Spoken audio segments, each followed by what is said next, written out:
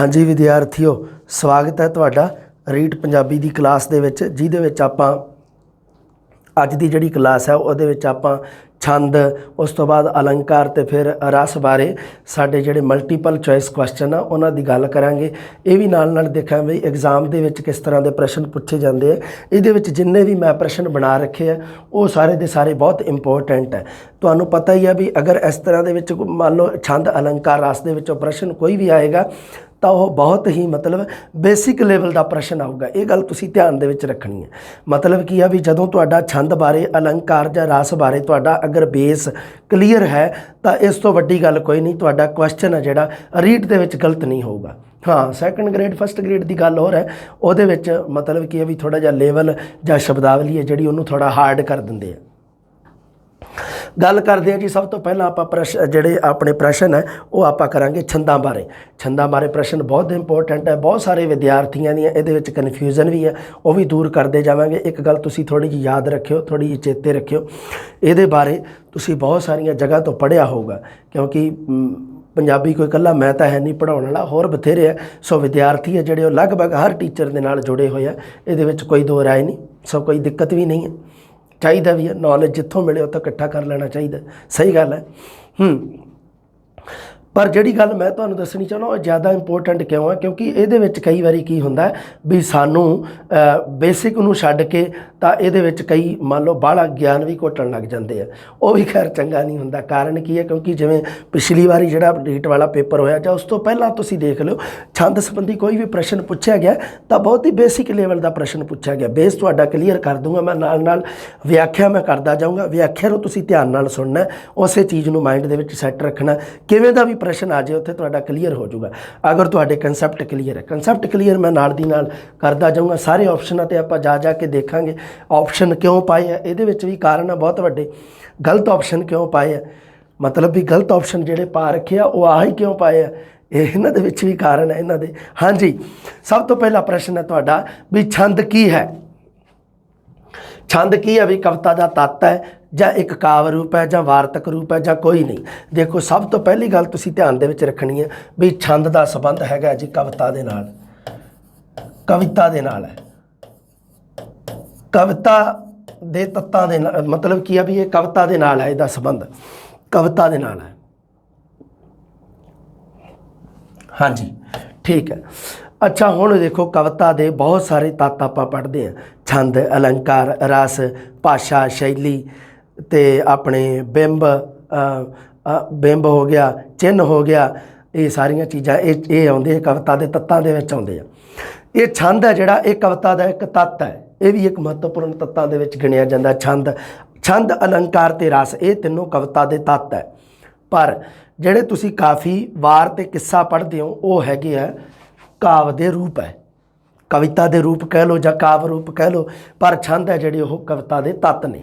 सो ये वार्तक रूप तो नहीं है, बिल्कुल नहीं, क्योंकि इन्हां दा संबंध कविता के नाल है। सो ये ऑप्शन तो कट गया, आ भी कट गया। सो छंद है जां तां कविता का तत्त हो सकता है जां काव्य रूप हो सकता है। छंद की है जी, कविता का तत्त है, काव्य रूप नहीं है, कविता का तत्त है। अगला प्रश्न है तुहाडा भी छंद की व्याख्या नूं की आख्या जाता है, सॉरी छंद की विद्या नूं की आख्या जाता है। छंद की विद्या नूं देखो पहला पुराने समय दे विच की हुंदा सीगा, छंदां बारे स्पैशल विद्या दित्ती जाती सी, जिस नूं कहा जाता सीगा छंद शास्त्र कहा जाता सी, जां पिंगल शास्त्र, जां ए ते बी दोनों कहा जाता सी, जां कोई नहीं। सो इहदा उत्तर है जी सी, ए ते बी दोनों कहा जाता सीगा। छंदां की विद्या नूं छंद शास्त्र भी कहा जाता सी, पिंगल शास्त्र भी कहा जाता सी। कारण देखो तुसी कई बार देखा होगा छंद का दूसरा नाम पिंगल भी लिख दिता जाता है, क्योंकि छंदा बारे गल करन वाला सब तो पहला जिहड़ा साडा जिहड़ा ऋषि सी पिंगल, उन्हें की कीता भी छंद सूत्र नाम का एक ग्रंथ लिखिया सी, छंद सूत्र, जिहदे विच उसने छंदा बारे भरपूर चर्चा की। ते उस छंदा की विद्या नूं कहा जाता सीगा छंद शास्त्र जां पिंगल शास्त्र। मतलब सब तो पहला पिंगल ऋषि ने छंदा बारे गल की, इस करके छंदा नूं उस ऋषि के नाम तो भी जानिया जान लगा। छंदा नूं छंद भी कह दिंदे आ, पिंगल भी कह दिंदे आ। मतलब छंद ते पिंगल एक दूजे के समानार्थी पर्यायवाची रूप में वरते जान लगे। ਛੰਦਾਂ ਦੀ ਵਿੱਦਿਆ ਨੂੰ ਕੀ ਆਖਿਆ ਜਾਂਦਾ ਜੀ? ਇਹਦਾ ਆਪਸ਼ਨ ਸਹੀ ਆਊਗਾ ਸੀ, ਛੰਦ ਸ਼ਾਸਤਰ ਤੇ ਪਿੰਗਲ ਸ਼ਾਸਤਰ ਦੋਨੋਂ ਹੀ ਕਿਹਾ ਜਾਂਦਾ। ਯਾਦ ਰੱਖਣੀ ਹੈ ਤੁਸੀਂ ਗੱਲ, ਬਹੁਤ ਇੰਪੋਰਟੈਂਟ ਪ੍ਰਸ਼ਨ ਹੈ। ਪ੍ਰਸ਼ਨ ਤਾਂ ਸਾਰੇ ਇੰਪੋਰਟੈਂਟ ਹੈ, ਇਹਦੇ ਵਿੱਚ ਚੇਤੇ ਰੱਖਿਓ। ਹਾਂਜੀ, ਛੰਦ ਹੈ ਕੀ ਚੀਜ਼ ਹੈ? ਛੰਦ ਹੈ, ਪ੍ਰਸ਼ਨ ਹੈ ਕੀ ਹੈ ਤੁਹਾਡਾ ਵੀ ਛੰਦ ਹੈ ਬਿਨਾਂ ਤੋਲ ਤੁਕਾਂਤ ਤੋਂ ਲਿਖਿਆ ਵਾਕ, ਤੋਲ ਤੁਕਾਂਤ ਵਿੱਚ ਲਿਖਿਆ ਵਾਕ, ਪ੍ਰਭਾਵਪੂਰਨ ਤਰੀਕੇ ਨਾਲ ਲਿਖਿਆ ਵਾਕ ਜਾਂ ਨੀਮਾਂ ਤੋਂ ਬਿਨਾਂ ਲਿਖਿਆ ਵਾਕ। ਸੋ ਇਹਦਾ ਉੱਤਰ ਜਿਹੜਾ ਦੇਣ ਤੋਂ ਪਹਿਲਾਂ ਮੈਂ ਤੁਹਾਨੂੰ ਗੱਲ ਦੱਸਦਾ ਇੱਕ ਵੀ ਛੰਦ ਹੈ ਕੀ ਚੀਜ਼ ਹੈ। ਦੇਖੋ, ਛੰਦ ਕਵਿਤਾ ਦੇ ਵਿੱਚ ਵਰਨਾਂ ਤੇ ਮਾਤਰਾਵਾਂ ਦਾ ਇੱਕ ਖਾਸ ਤੋਲ ਤੁਕਾਂਤ ਹੁੰਦਾ ਹੈ। ਉਹਦੇ ਵਿੱਚ ਮਤਲਬ ਵੀ ਖਾਸ ਉਹਨਾਂ ਦੀ ਗਿਣਤੀ ਮਿਣਤੀ ਹੁੰਦੀ ਹੈ। ਤੋਲ ਤੁਕਾਂਤ ਮਤਲਬ ਸਮਝ ਲਓ ਵੀ ਇੱਕ ਉਹਨਾਂ ਦੀ ਗਿਣਤੀ ਮਿਣਤੀ ਇੱਕ ਖਾਸ ਨਿਰਧਾਰਿਤ ਕੀਤੀ ਜਾਂਦੀ ਹੈ ਨਾ। ਵੀ ਆਪਾਂ ਛੰਦ ਲਗਭਗ ਆਪਾਂ 2 ਤਰ੍ਹਾਂ ਦੇ ਛੰਦ ਪੜ੍ਹਨ ਦੇ ਵਿੱਚ ਹੈ। ਪੜ੍ਹਨ ਦੇ ਵਿੱਚ ਕਿਹੜੇ ਆ? 2 ਤਰ੍ਹਾਂ ਦੇ ਛੰਦ ਹੁੰਦੇ ਆ। ਪੜ੍ਹਨ ਜਦੋਂ ਆਪਾਂ ਪੜ੍ਹਾਂਗੇ ਅੱਗੇ ਉਦਾਹਰਨਾਂ ਦੇ ਵਿੱਚ ਉਹ 2 ਹੀ ਤਰ੍ਹਾਂ ਦੇ, ਜਾਂ ਤਾਂ ਆਪਾਂ ਵਰਣਿਕ ਪੜ੍ਹਦੇ ਹਾਂ ਜਾਂ ਆਪਾਂ ਮਾਤਰਿਕ ਛੰਦ ਪੜ੍ਹਦੇ ਹਾਂ। ਹੁਣ ਇਹਦੇ ਵਿੱਚ ਕੀ ਹੈ ਵੀ ਛੰਦ ਹੈ ਬਿਨਾਂ ਤੋਲ ਤੋਂ ਲਿਖਿਆ ਵਾਕ, ਤੋਲ ਤੁਕਾਂਤ ਵਿੱਚ ਲਿਖਿਆ ਵਾਕ। ਤੁਹਾਡਾ ਹਾਲਾਂਕਿ ਪ੍ਰਸ਼ਨ ਹੈ ਜਿਹੜਾ ਤੁਸੀਂ ਜਵਾਬ ਦੇ ਹੀ ਦਿੱਤਾ, ਸਹੀ ਦਿੱਤਾ ਵੀ ਤੋਲ ਤੁਕਾਂਤ ਦੇ ਵਿੱਚ ਇੱਕ ਲਿਖਿਆ ਵਾਕ ਹੈ ਜਿਸ ਨੂੰ ਆਪਾਂ ਛੰਦ ਕਹਿ ਸਕਦੇ ਹਾਂ। ਅਗਰ ਸਧਾਰਨ ਸ਼ਬਦਾਂ ਦੇ ਵਿੱਚ ਤੁਹਾਨੂੰ ਕੋਈ ਪੁੱਛ ਲੇ ਵੀ ਤੁਹਾਨੂੰ ਸਿਮਰਨਜੀਤ ਸਰ ਨੇ ਛੰਦਾਂ ਬਾਰੇ ਕਲਾਸ ਦਿੱਤੀ ਵੀ ਹੈ, ਥਿਓਰੀ ਵਾਲੀ ਵੀ ਦਿੱਤੀ ਸੀਗੀ, ਉਸ ਤੋਂ ਬਾਅਦ MCQ ਵਾਲੀ ਵੀ ਦਿੱਤੀ, ਹਾਂ ਵੀ ਦੱਸੋ ਛੰਦ ਕੀ ਚੀਜ਼ ਹੈ, ਤਾਂ ਤੁਸੀਂ ਕਹਿ ਸਕਦੇ ਹੋ ਆਰਾਮ ਨਾਲ ਜੀ ਛੰਦ ਹੈ ਜਿਹੜਾ ਤੋਲ ਤੁਕਾਂਤ ਦੇ ਵਿੱਚ ਲਿਖਿਆ ਵਾਕ ਹੈ। ਬਸ ਇੰਨੀ ਗੱਲ ਦੇ ਵਿੱਚ ਕਲੀਅਰ ਹੋ ਜਾਊਗਾ। ਮਤਲਬ ਸਧਾਰਨ ਸ਼ਬਦਾਂ ਦੇ ਵਿੱਚ ਆਪਾਂ ਕਹਿ ਸਕਦੇ ਹਾਂ। ਹਾਲਾਂਕਿ ਪਰਿਭਾਸ਼ਾ ਦੇ ਵਿੱਚ ਤਾਂ ਕੋਈ ਚੀਜ਼ ਨਹੀਂ ਬੰਨ੍ਹੀ ਜਾ ਸਕਦੀ, ਪਰ ਇਹਨੂੰ ਹੈ ਜਿਹੜਾ ਇੱਕ ਸਧਾਰਨ ਸ਼ਬਦਾਂ ਦੇ ਵਿੱਚ ਆਪਾਂ ਦੱਸਣਾ ਵੀ ਛੰਦ ਕੀ ਹੈ ਜੀ? ਛੰਦ ਇੱਕ ਤੋਲ ਤੁਕਾਂਤ ਦੇ ਵਿੱਚ ਲਿਖਿਆ ਵਾਕ ਹੈ। ਠੀਕ ਹੈ ਜੀ, ਗੱਲ ਕਲੀਅਰ।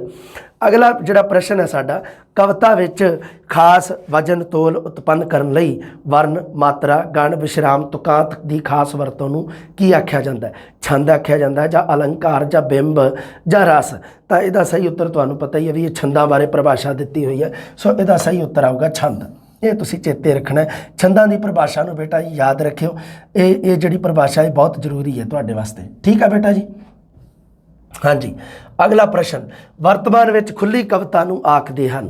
ਸਭ ਤੋਂ ਪਹਿਲਾਂ ਤਾਂ ਇਹ ਦੇਖ ਲਓ ਵੀ ਖੁੱਲ੍ਹੀ ਕਵਿਤਾ ਹੈ ਕੀ ਚੀਜ਼ ਆ। ਦੇਖੋ, ਵਰਤਮਾਨ ਦੇ ਵਿੱਚ ਸਾਡੇ ਕਵੀਆਂ ਨੇ ਛੰਦਾਬੰਦੀ ਦੇ ਨਿਯਮਾਂ ਨੂੰ ਤਿਆਗ ਦਿੱਤਾ। ਬਿਨਾਂ ਛੰਦਾਬੰਦੀ ਦੇ ਨਿਯਮਾਂ ਤੋਂ ਲਿਖੀ ਕਵਿਤਾ ਨੂੰ ਕਿਹਾ ਜਾਂਦਾ ਹੈ ਖੁੱਲ੍ਹੀ ਕਵਿਤਾ। ਬਿਨਾਂ ਛੰਦਾਬੰਦੀ ਦੇ ਨਿਯਮਾਂ ਤੋਂ ਵਰਤਮਾਨ ਦੇ ਵਿੱਚ ਆਹੀ ਕੁਛ ਹੋ ਗਿਆ ਹੈ ਨਾ। ਪਰ ਕੀ ਹੋਇਆ ਦੇਖੋ, ਇਹਦਾ ਮਤਲਬ ਇਹ ਆ ਵੀ ਜੇ ਕਵਿਤਾ ਕੋਈ ਵੀ ਛੰਦਾਂ ਤੋਂ ਬਿਨਾਂ ਲਿਖੀ ਜਾ ਸਕਦੀ ਹੈ ਤਾਂ ਇਹਦਾ ਮਤਲਬ ਕੀ ਹੈ ਵੀ ਛੰਦ ਹੈ ਜਿਹੜਾ ਕੋਈ ਐਡਾ ਵੀ ਇੰਪੋਰਟੈਂਟ ਪਾਰਟ ਨਹੀਂਗਾ, ਐਡਾ ਵੀ ਇੰਪੋਰਟੈਂਟ ਤੱਤ ਨਹੀਂਗਾ ਕਵਿਤਾ ਦਾ। ਪਰ ਕੀ ਹੋਇਆ ਵੀ ਜਿਹੜੇ ਮੰਨ ਲਓ ਜਿਹੜੇ ਲੋਕ ਛੰਦਾਂ ਨੂੰ ਜ਼ਿਆਦਾ ਫੋਲੋ ਕਰਦੇ ਸੀ, ਛੰਦਾਂ ਦੀ ਬਹੁਤ ਵਰਤੋਂ ਹੁੰਦੀ, ਮੱਧ ਕਾਲ ਅਤੇ ਆਦਿ ਕਾਲ ਦੇ ਵਿੱਚ ਬਿਨਾਂ ਛੰਦਾਂ ਤੋਂ ਕਵਿਤਾ ਲਿਖਣੀ ਨੂੰ ਗੁਨਾਹ ਮੰਨਿਆ ਜਾਂਦਾ ਹੁੰਦਾ ਸੀਗਾ। ਵਰਤਮਾਨ ਦੇ ਵਿੱਚ ਤਾਂ ਤੁਹਾਨੂੰ ਪਤਾ ਹੀ ਹੈ ਪੰਜਾਬੀ ਸਾਹਿਤ ਦਾ ਪਹਿਲਾ ਕਵੀ ਪਹਿਲਾ ਕਵੀ ਤਾਂ ਆਧੁਨਿਕ ਕਵੀ ਤਾਂ ਭਾਈ ਵੀਰ ਸਿੰਘ ਮੰਨਿਆ ਜਾਂਦਾ ਹੈ। ਭਾਈ ਵੀਰ ਸਿੰਘ ਤੋਂ ਬਾਅਦ ਜਿਹੜਾ ਪ੍ਰੋਫੈਸਰ ਪੂਰਨ ਸਿੰਘ ਹੈ ਉਹ ਪਹਿਲਾ ਕਵੀ ਹੈ ਪੰਜਾਬੀ ਸਾਹਿਤ ਦੇ ਵਿੱਚ ਜਿਹੜਾ ਛੰਦਾਬੰਦੀ ਦੇ ਨਿਯਮਾਂ ਨੂੰ ਨਵਾਬੀ ਜੁੱਤੀ ਦੀ ਕੈਦ ਕਹਿ ਕੇ ਤਿਆਗਦਾ। ਉਹ ਕਹਿੰਦਾ ਜੀ ਛੰਦਾਬੰਦੀ ਦੇ ਨਿਯਮਾਂ ਦੀ ਪਾਲਣਾ ਕਰਨੀ ਇਸ ਤਰ੍ਹਾਂ ਵੀ ਜਿਵੇਂ ਇੱਕ ਨਵਾਬ ਨੇ ਜੁੱਤੀ ਪਾਈ ਹੋਵੇ ਸੋਹਣੀ ਮਹਿੰਗੀ, ਪਰ ਉਹ ਜੁੱਤੀ ਹੈ ਜਿਹੜੀ ਉਹਦੇ ਪਿੰਚ ਕਰੇ ਲੱਗੇ, ਮਤਲਬ ਕਿਤੇ ਉਹਦੇ ਛਾਲਾ ਵਗੈਰਾ ਕਰ ਦੇਵੇ ਤਾਂ ਉਹ ਜੁੱਤੀ ਪਾਈ ਚਾਹੇ ਕਿੱਡੀ ਵੀ ਮਹਿੰਗੀ ਹੈ, ਅਗਰ ਉਹਨੂੰ ਤੰਗ ਕਰ ਰਹੀ ਹੈ ਤਾਂ ਉਹ ਉਹਦੇ ਕਿਸੇ ਕੰਮ ਦੀ ਨਹੀਂ ਗੀ। ਇਸ ਕਰਕੇ ਪ੍ਰੋਫੈਸਰ ਪੂਰਨ ਸਿੰਘ ਨੇ ਛੰਦਾਬੰਦੀ ਦੇ ਨਿਯਮਾਂ ਨੂੰ ਕਵਿਤਾ ਵਿੱਚੋਂ ਨਵਾਬੀ ਜੁੱਤੀ ਦੀ ਕੈਦ ਕਹਿ ਕੇ ਨਕਾਰ ਦਿੱਤਾ ਅਤੇ ਖੁੱਲ੍ਹੀ ਕਵਿਤਾ ਲਿਖਣੀ ਸ਼ੁਰੂ ਕਰ ਦਿੱਤੀ, ਜਿਸ ਨੂੰ ਆਪਾਂ ਛੰਦਾਬੰਦੀ ਤੋਂ ਮੁਕਤ ਕਵਿਤਾ ਵੀ ਕਹਿੰਦੇ ਹਾਂ।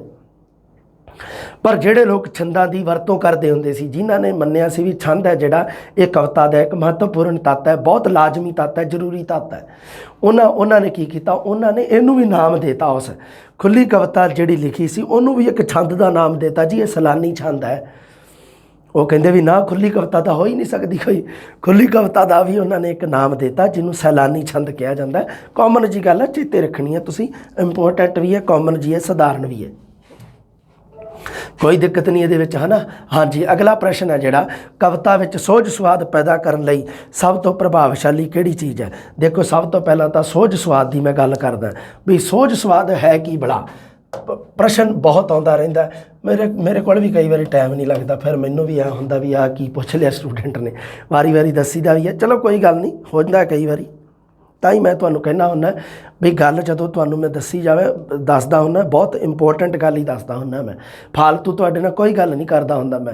ਮੇਰਾ ਮਕਸਦ ਇਹ ਰਹਿੰਦਾ ਵੀ ਤੁਸੀਂ ਆਪਣੇ ਮਕਸਦ ਤੋਂ ਨਾ ਮਤਲਬ ਭਟਕਣਾ ਨਹੀਂ ਹੈ ਤੁਸੀਂ, ਵੀ ਮਤਲਬ ਜਿਹੜਾ ਤੁਹਾਡਾ ਏਮ ਆ ਮੇਨ ਵੀ ਤੁਸੀਂ ਪੰਜਾਬੀ ਦੇ ਵਿੱਚ ਚੰਗੇ ਨੰਬਰ ਲਓ ਅਤੇ ਤੁਹਾਡਾ ਵਧੀਆ ਸ਼ਾਨਦਾਰ ਤਰੀਕੇ ਨਾਲ ਜਿਹੜੀ ਪ੍ਰੀ ਰੀਟ ਹੈ ਉਹ ਕਲੀਅਰ ਹੋ ਜੇ, ਬਸ ਇੰਨਾ ਹੀ ਆਪਣਾ ਮਕਸਦ। ਉਸ ਤੋਂ ਅੱਗੇ ਮਕਸਦ ਹੋਰ ਆ ਜਾਊਗਾ। ਇੱਕ ਵਾਰ ਫਿਲਹਾਲ ਇੰਨਾ। ਕਵਿਤਾ ਵਿੱਚ ਸੋਝ ਸੁਆਦ ਪੈਦਾ ਕਰਨ ਲਈ ਸਭ ਤੋਂ ਪ੍ਰਭਾਵਸ਼ਾਲੀ ਯੁਕਤ ਕਿ ਦੇਖੋ, ਸੋਝ ਦਾ ਮਤਲਬ ਹੁੰਦਾ ਮਨ ਦੀ ਸੁੰਦਰਤਾ, ਤੁਸੀਂ ਕਹਿ ਸਕਦੇ ਹੋ ਉਹਨੂੰ ਵੀ ਇਹ ਮਨ ਦੀ ਸੁੰਦਰਤਾ। ਅਗਰ ਤੁਸੀਂ ਆਪਣਾ ਜਿਹੜਾ ਸਿਲੇਬਸ ਦੇਖਦੇ ਹੋ ਤਾਂ ਉਹਦੇ ਵਿੱਚ ਲਿਖਿਆ ਹੋਇਆ ਵੀ ਕਾਵਿ ਪਹਿਰੇ ਦੇ ਵਿੱਚ, ਕਾਵਿ ਪਹਿਰੇ ਵਿੱਚੋਂ ਹੇਠ ਲਿਖੇ ਪ੍ਰਸ਼ਨ ਮਤਲਬ ਇਸ ਤਰ੍ਹਾਂ ਦੇ ਬਣਨਗੇ ਵੀ ਇੱਕ ਵਿਚਾਰ ਸੁਹਜ, ਭਾਵ ਸੁੰਦਰਤਾ, ਹੈ ਨਾ। ਉਹਦੇ ਵਿੱਚ ਲਿਖਿਆ ਹੋਇਆ ਵਿਚਾਰ ਸੁਹਜ, ਭਾਵ ਸੁੰਦਰਤਾ ਦਾ ਮਤਲਬ ਭਾਵ ਸੁਹਜ ਵੀ ਹੋ ਸਕਦਾ ਹੈ, ਭਾਵ ਸੁਹਜ ਜਾਂ ਭਾਵ ਸੁੰਦਰਤਾ, ਕਿਉਂਕਿ ਸੁਹਜ ਦਾ ਮਤਲਬ ਹੁੰਦਾ ਸੁੰਦਰਤਾ। ਕਵਿਤਾ ਦਾ ਸੰਬੰਧ ਹੈਗਾ ਦਿਲ ਦੇ ਨਾਲ, ਅਤੇ ਇੱਕ ਹੁੰਦਾ ਦੇਖੋ ਪਦ, ਇੱਕ ਗਦ। ਪਦ ਆ ਜਿਹੜਾ ਪਦ ਜਾਂ ਕਵਿਤਾ, ਇਹਦਾ ਸੰਬੰਧ ਹੈਗਾ ਜੀ ਦਿਲ ਦੇ ਨਾਲ। ਵਾਰਤਕ ਜਾਂ ਗਦ ਦਾ ਸੰਬੰਧ ਹੈਗਾ ਜੀ ਦਿਮਾਗ ਦੇ ਨਾਲ। ਹੁਣ ਇਹਦੇ ਵਿੱਚ ਕੀ ਹੈ ਵੀ ਸੋਝ ਸੁਆਦ ਦਾ ਮਤਲਬ ਕਿਹਾ ਜਾਂਦਾ ਵੀ ਮਨ ਦੀ ਸੁੰਦਰਤਾ ਪੈਦਾ ਕਰਨ ਲਈ ਸਭ ਤੋਂ ਪ੍ਰਭਾਵਸ਼ਾਲੀ ਯੁਕਤ ਕਿਹੜੀ, ਕਿਉਂਕਿ ਕਵਿਤਾ ਦਾ ਸੰਬੰਧ ਸਾਡੇ ਦਿਲ ਦੇ ਨਾਲ ਹੈ ਅਤੇ ਵਾਰਤਕ ਦਾ ਸੰਬੰਧ ਹੈਗਾ ਜੀ ਦਿਮਾਗ ਦੇ ਨਾਲ। ਵਾਰਤਕ ਦਾ ਪ੍ਰਭਾਵ ਸਾਡੇ ਦਿਮਾਗ ਦੇ ਉੱਪਰ ਪਊਗਾ, ਕਵਿਤਾ ਦਾ ਪ੍ਰਭਾਵ ਸਾਡੇ ਦਿਲ ਦੇ ਉੱਪਰ ਪਊਗਾ। ਇਸੇ ਕਰਕੇ ਹੀ ਤਾਂ ਤੁਸੀਂ ਦੇਖਿਆ ਹੋਣਾ ਵੀ ਜਿਵੇਂ ਕਵਿਤਾ ਵਗੈਰਾ ਜਾਂ ਕੋਈ ਸ਼ਾਇਰੀ ਵਗੈਰਾ ਉਹ ਸਾਡੇ ਮਤਲਬ ਕੀ ਹੈ ਵੀ ਦਿਲ 'ਤੇ ਜ਼ਿਆਦਾ ਅਸਰ ਕਰਦੀ ਹੈ, ਉਹ ਸਾਡੇ ਦਿਲ 'ਚ ਤੀਰ ਵਾਂਗੂ ਵੱਜਦੀ ਹੈ। ਕਾਰਨ ਇਹਦਾ ਕੀ ਹੈ, ਇਹਦੇ ਪਿੱਛੇ ਇਹਦਾ ਸੋਝ ਸੁਆਦ ਦੇ ਕਾਰਨ। ਸੋਝ ਸੁਆਦ ਦਾ ਜਿਹੜਾ ਰਸੀਆ ਬੰਦਾ ਉਹ ਹੀ ਕਵਿਤਾ ਦਾ ਰਸ ਲੈ ਸਕਦਾ, ਹੋਰ ਕੋਈ ਨਹੀਂ। ਹਰ ਕਿਸੇ ਦੇ ਵੱਸ ਦੀ ਗੱਲ ਨਹੀਂ।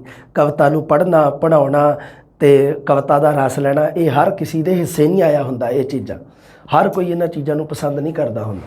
ਇਸ ਕਰਕੇ ਕਵਿਤਾ ਦੇ ਵਿੱਚ ਸੋਝ ਸੁਆਦ ਪੈਦਾ ਕਰਨ ਲਈ ਸਭ ਤੋਂ ਪ੍ਰਭਾਵਸ਼ਾਲੀ ਯੁਕਤ ਕਿਹੜੀ ਹੈ, ਇਹ ਤੁਹਾਡਾ ਇੱਕ ਪ੍ਰਸ਼ਨ ਹੈ। ਸੋ ਆਪਾਂ ਛੰਦਾਂ ਬਾਰੇ ਪੜ੍ਹ ਰਹੇ ਹਾਂ ਅਤੇ ਇਹ ਪ੍ਰਸ਼ਨ ਤੁਹਾਡਾ ਵੈਸੇ ਤਾਂ ਸਹੀ ਹੋ ਹੀ ਜਾਣਾ ਵੀ ਜੀ ਛੰਦ ਹੀ ਹੋ ਸਕਦੇ ਆ, ਹੈ ਨਾ।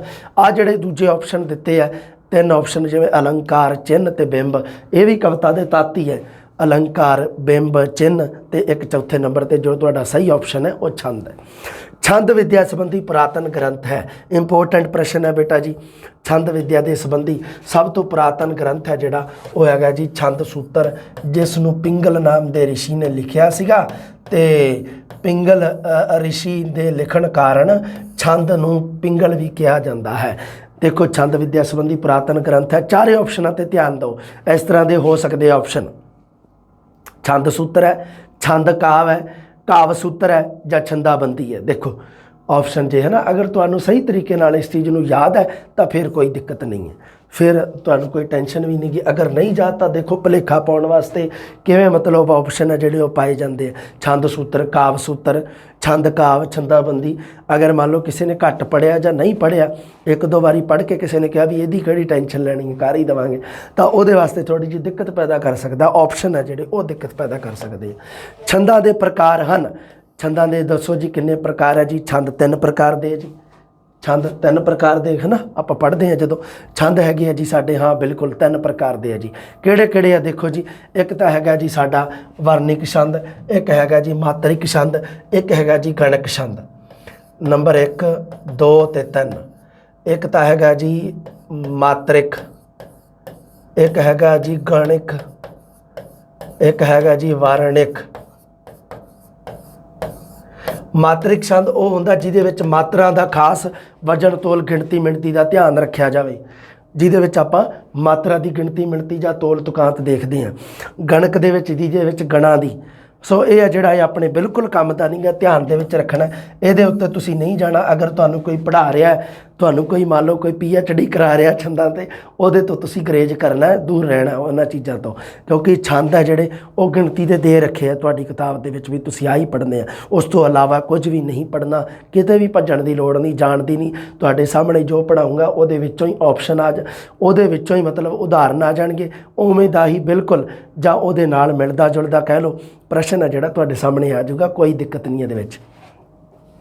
ਅੱਗੇ ਵਰਣਿਕ ਛੰਦ ਜਿਹਦੇ ਵਿੱਚ ਵਰਣਾ ਜਾਂ ਅੱਖਰਾਂ ਦੀ ਕੋਈ ਖਾਸ ਵਿਉਂਤ ਗਿਣਤੀ ਮਿਣਤੀ ਹੈ ਜਿਹੜੀ ਉਹਨੂੰ ਪਰਖਿਆ ਜਾਂਦਾ ਜਾਂ ਉਹਨੂੰ ਕੀ ਹੈ ਗਿਣਿਆ ਜਾਂਦਾ, ਉਸ ਨੂੰ ਆਪਾਂ ਵਰਣਿਕ ਛੰਦ ਕਹਿ ਦਿੰਦੇ ਹਾਂ। ਸਧਾਰਨ ਜੀ ਪਰਿਭਾਸ਼ਾ ਤੁਹਾਨੂੰ ਮੈਂ ਦੱਸੀ ਹੈ, ਇਹ ਕਾਮਨ ਜੀਆਂ ਗੱਲਾਂ ਦੱਸੀਆਂ। ਇਹਦੇ ਵਿੱਚ ਛੰਦ ਦੇ ਪ੍ਰਕਾਰ ਹਨ, ਬਾਹਲਾ ਕੋਈ ਗਿਆਨ ਨਹੀਂ ਆਪਾਂ ਘੋਟਣਾ ਇਹਦੇ ਵਿੱਚ, ਨੋਰਮਲ ਜੀਆਂ ਗੱਲਾਂ ਤੁਸੀਂ ਯਾਦ ਰੱਖਣੀਆਂ, ਇਹ ਬਹੁਤ ਜ਼ਰੂਰੀ ਹੈ। ਹੇਠ ਲਿਖਿਆ ਵਿੱਚੋਂ ਛੰਦ ਦਾ ਪ੍ਰਕਾਰ ਨਹੀਂ ਹੈ।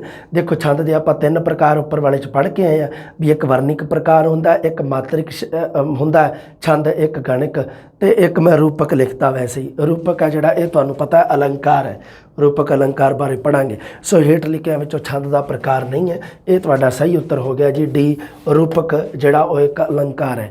ਅਗਲਾ ਪ੍ਰਸ਼ਨ ਹੈ ਜੀ ਵਰਣਿਕ ਛੰਦ ਹੈ, ਤੁਸੀਂ ਧਿਆਨ ਵਿੱਚ ਰੱਖਣਾ, ਮੈਂ ਤੁਹਾਨੂੰ ਕਹੀ ਜਾਂਦਾ ਵਾਰੀ ਵਾਰੀ ਵੀ ਬੇਸਿਕ ਚੀਜ਼ਾਂ ਧਿਆਨ ਵਿੱਚ ਹੋਣੀਆਂ ਚਾਹੀਦੀਆਂ। ਛੰਦ ਕੀ ਹੈ, ਛੰਦ ਸੰਬੰਧੀ ਗ੍ਰੰਥ, ਛੰਦ ਸੰਬੰਧੀ ਵਿਦਿਆ, ਅੱਗੇ ਕੀ ਆ ਗਿਆ ਛੰਦਾਂ ਦੇ ਪ੍ਰਕਾਰ ਆ ਗਏ, ਵਰਣਿਕ ਛੰਦ ਤੇ ਮਾਤਰਿਕ ਛੰਦ ਦੇ ਅੱਗੇ ਪ੍ਰਕਾਰ, ਇਹ ਬੇਸਿਕ ਚੀਜ਼ਾਂ, ਇਹ ਤੁਹਾਡਾ ਬੇਸ ਹੈ, ਇਹ ਕਲੀਅਰ ਹੋਣਾ ਬਹੁਤ ਹੀ ਜ਼ਰੂਰੀ ਹੈ, ਬਹੁਤ ਜ਼ਰੂਰੀ ਹੈ, ਬਹੁਤ ਜ਼ਰੂਰੀ ਹੈ। ਇਸ ਤੋਂ ਬਾਅਦ ਪ੍ਰਸ਼ਨ ਨਹੀਂ ਜਾਊਗਾ, ਧਿਆਨ ਰੱਖਣਾ ਤੁਸੀਂ ਇਸ ਗੱਲ ਨੂੰ। ਹਾਂ, ਵਰਣਿਕ ਛੰਦ ਹੈ, ਦੱਸੋ ਜੀ ਕਿਹੜਾ, ਕਵਿਤ, ਕੋਰੜਾ ਜਾਂ ਏ ਤੇ ਬੀ ਦੋਨੋਂ, ਜਾਂ 4 ਨੰਬਰ ਆਪਸ਼ਨ ਦਵਈਆ। ਸੋ ਇਹ ਤੁਸੀਂ ਸਹੀ ਉੱਤਰ ਕਰ ਹੀ ਦਿੱਤਾ, ਨੋਰਮਲ ਹੀ ਹੈ, ਏ ਤੇ ਬੀ ਦੋਨੋਂ ਹੈ ਜਿਹੜੇ ਇਹ ਵਰਣਿਕ ਛੰਦ ਹੈ ਜੀ, ਜਿਹਦੇ ਵਿੱਚ ਵਰਨਾਂ ਦੀ ਗਿਣਤੀ ਕੀਤੀ ਜਾਂਦੀ ਹੈ। ਅਗਰ ਮੈਂ ਸਧਾਰਨ ਸ਼ਬਦਾਂ 'ਚ ਕਹਾਂ ਵਰਨਾਂ ਦੀ ਗਿਣਤੀ, ਜਿਹਦੇ ਵਿੱਚ ਵਰਨਾਂ ਦੀ ਗਿਣਤੀ ਕੀਤੀ ਜਾਂਦੀ ਹੈ, ਕਵਿਤ ਤੇ ਕੋਰੜਾ ਦੋਨੋਂ, ਕਵਿਤ ਤੇ ਕੋਰੜਾ ਦੋਨੋਂ ਵਰਣਿਕ ਛੰਦ ਹੈ। ਯਾਦ ਰੱਖਣਾ, ਤੁਸੀਂ ਧਿਆਨ ਵਿੱਚ ਰੱਖਣੀ ਹੈ ਗੱਲ, ਮਾਈਂਡ ਦੇ ਵਿੱਚ ਬਿਠਾ ਲਓ ਵੀ ਕੋਰੜਾ ਤੇ ਕਵਿਤ ਦੋਨੋਂ ਵਰਣਿਕ ਛੰਦ ਹੈ। ਹਾਂਜੀ, ਅੱਗੇ ਮਾਤਰਿਕ ਛੰਦ ਨਹੀਂ ਹੈ। ਅਗਰ ਵੈਸੇ ਹੀ ਮੰਨ ਲਓ ਕਾਮਨ ਯਾਦ ਰੱਖਣਾ ਹੋਵੇ ਤਾਂ ਅਗਰ ਆਪਾਂ ਮੈਂ ਕਹਾਂ ਵੀ ਸਾਡੇ ਵਰਨ ਆ ਜਿਹੜੇ ਉਹ ਜੀ ਕੈ ਕਬੂਤਰ ਤੋਂ ਸ਼ੁਰੂ ਹੁੰਦੇ ਆ, ਹੈ ਨਾ। ਹਾਲਾਂਕਿ ਮੈਨੂੰ ਵੀ ਪਤਾ ਹੈ ਵੀ ਜਿਹੜੀ ਵਰਨਮਾਲਾ ਜਿਹੜੀ ਉਹ ਊੜਾ ਐੜਾ ਤੋਂ ਸ਼ੁਰੂ ਹੁੰਦੀ ਹੈ। ਅਗਰ ਮੈਂ ਵੈਸੇ ਕਾਮਨ ਬੋਲਾਂ ਜੀ ਵਰਨ ਆ ਜਿਹੜੇ ਉਹ ਕੈ ਕਬੂਤਰ ਤੋਂ ਸ਼ੁਰੂ ਹੁੰਦੇ ਆ, ਅਤੇ ਵਰਣਿਕ ਛੰਦ ਆ ਜਿਹੜੇ ਦੋਨੇ ਉਹ ਕੈ ਤੋਂ ਅੱਖਰ ਤੋਂ ਸ਼ੁਰੂ ਹੁੰਦੇ ਆ, ਕੈ ਕਵਿਤ, ਕੈ ਕੋਰੜਾ, ਬਸ ਇੰਨਾ ਕੁ ਥੋੜ੍ਹਾ ਜਿਹਾ ਵੀ ਵਰਨ ਕਾਮਨ ਜੀ ਗੱਲ ਅਗਰ ਯਾਦ ਹੋਵੇ। ਅਗਰ ਟ੍ਰਿਕ ਮੰਨ ਲਓ ਤੁਹਾਡੇ ਕੋਲੋਂ ਕੋਈ ਨਹੀਂ ਬਣ ਰਹੀ ਤਾਂ ਮੈਂ ਤੁਹਾਨੂੰ ਇੱਕ ਕਾਮਨ ਜੀ ਗੱਲ ਹੀ ਦੱਸ ਰਿਹਾ ਵੀ ਅਗਰ ਪੁੱਛ ਲਏ ਹਾਂਜੀ ਇਹਦੇ ਵਿੱਚੋਂ ਵਰਣਿਕ ਛੰਦ ਕਿਹੜਾ ਤਾਂ ਤੁਸੀਂ ਆਰਾਮ ਨਾਲ ਪਛਾਣ ਸਕਦੇ ਹੋ।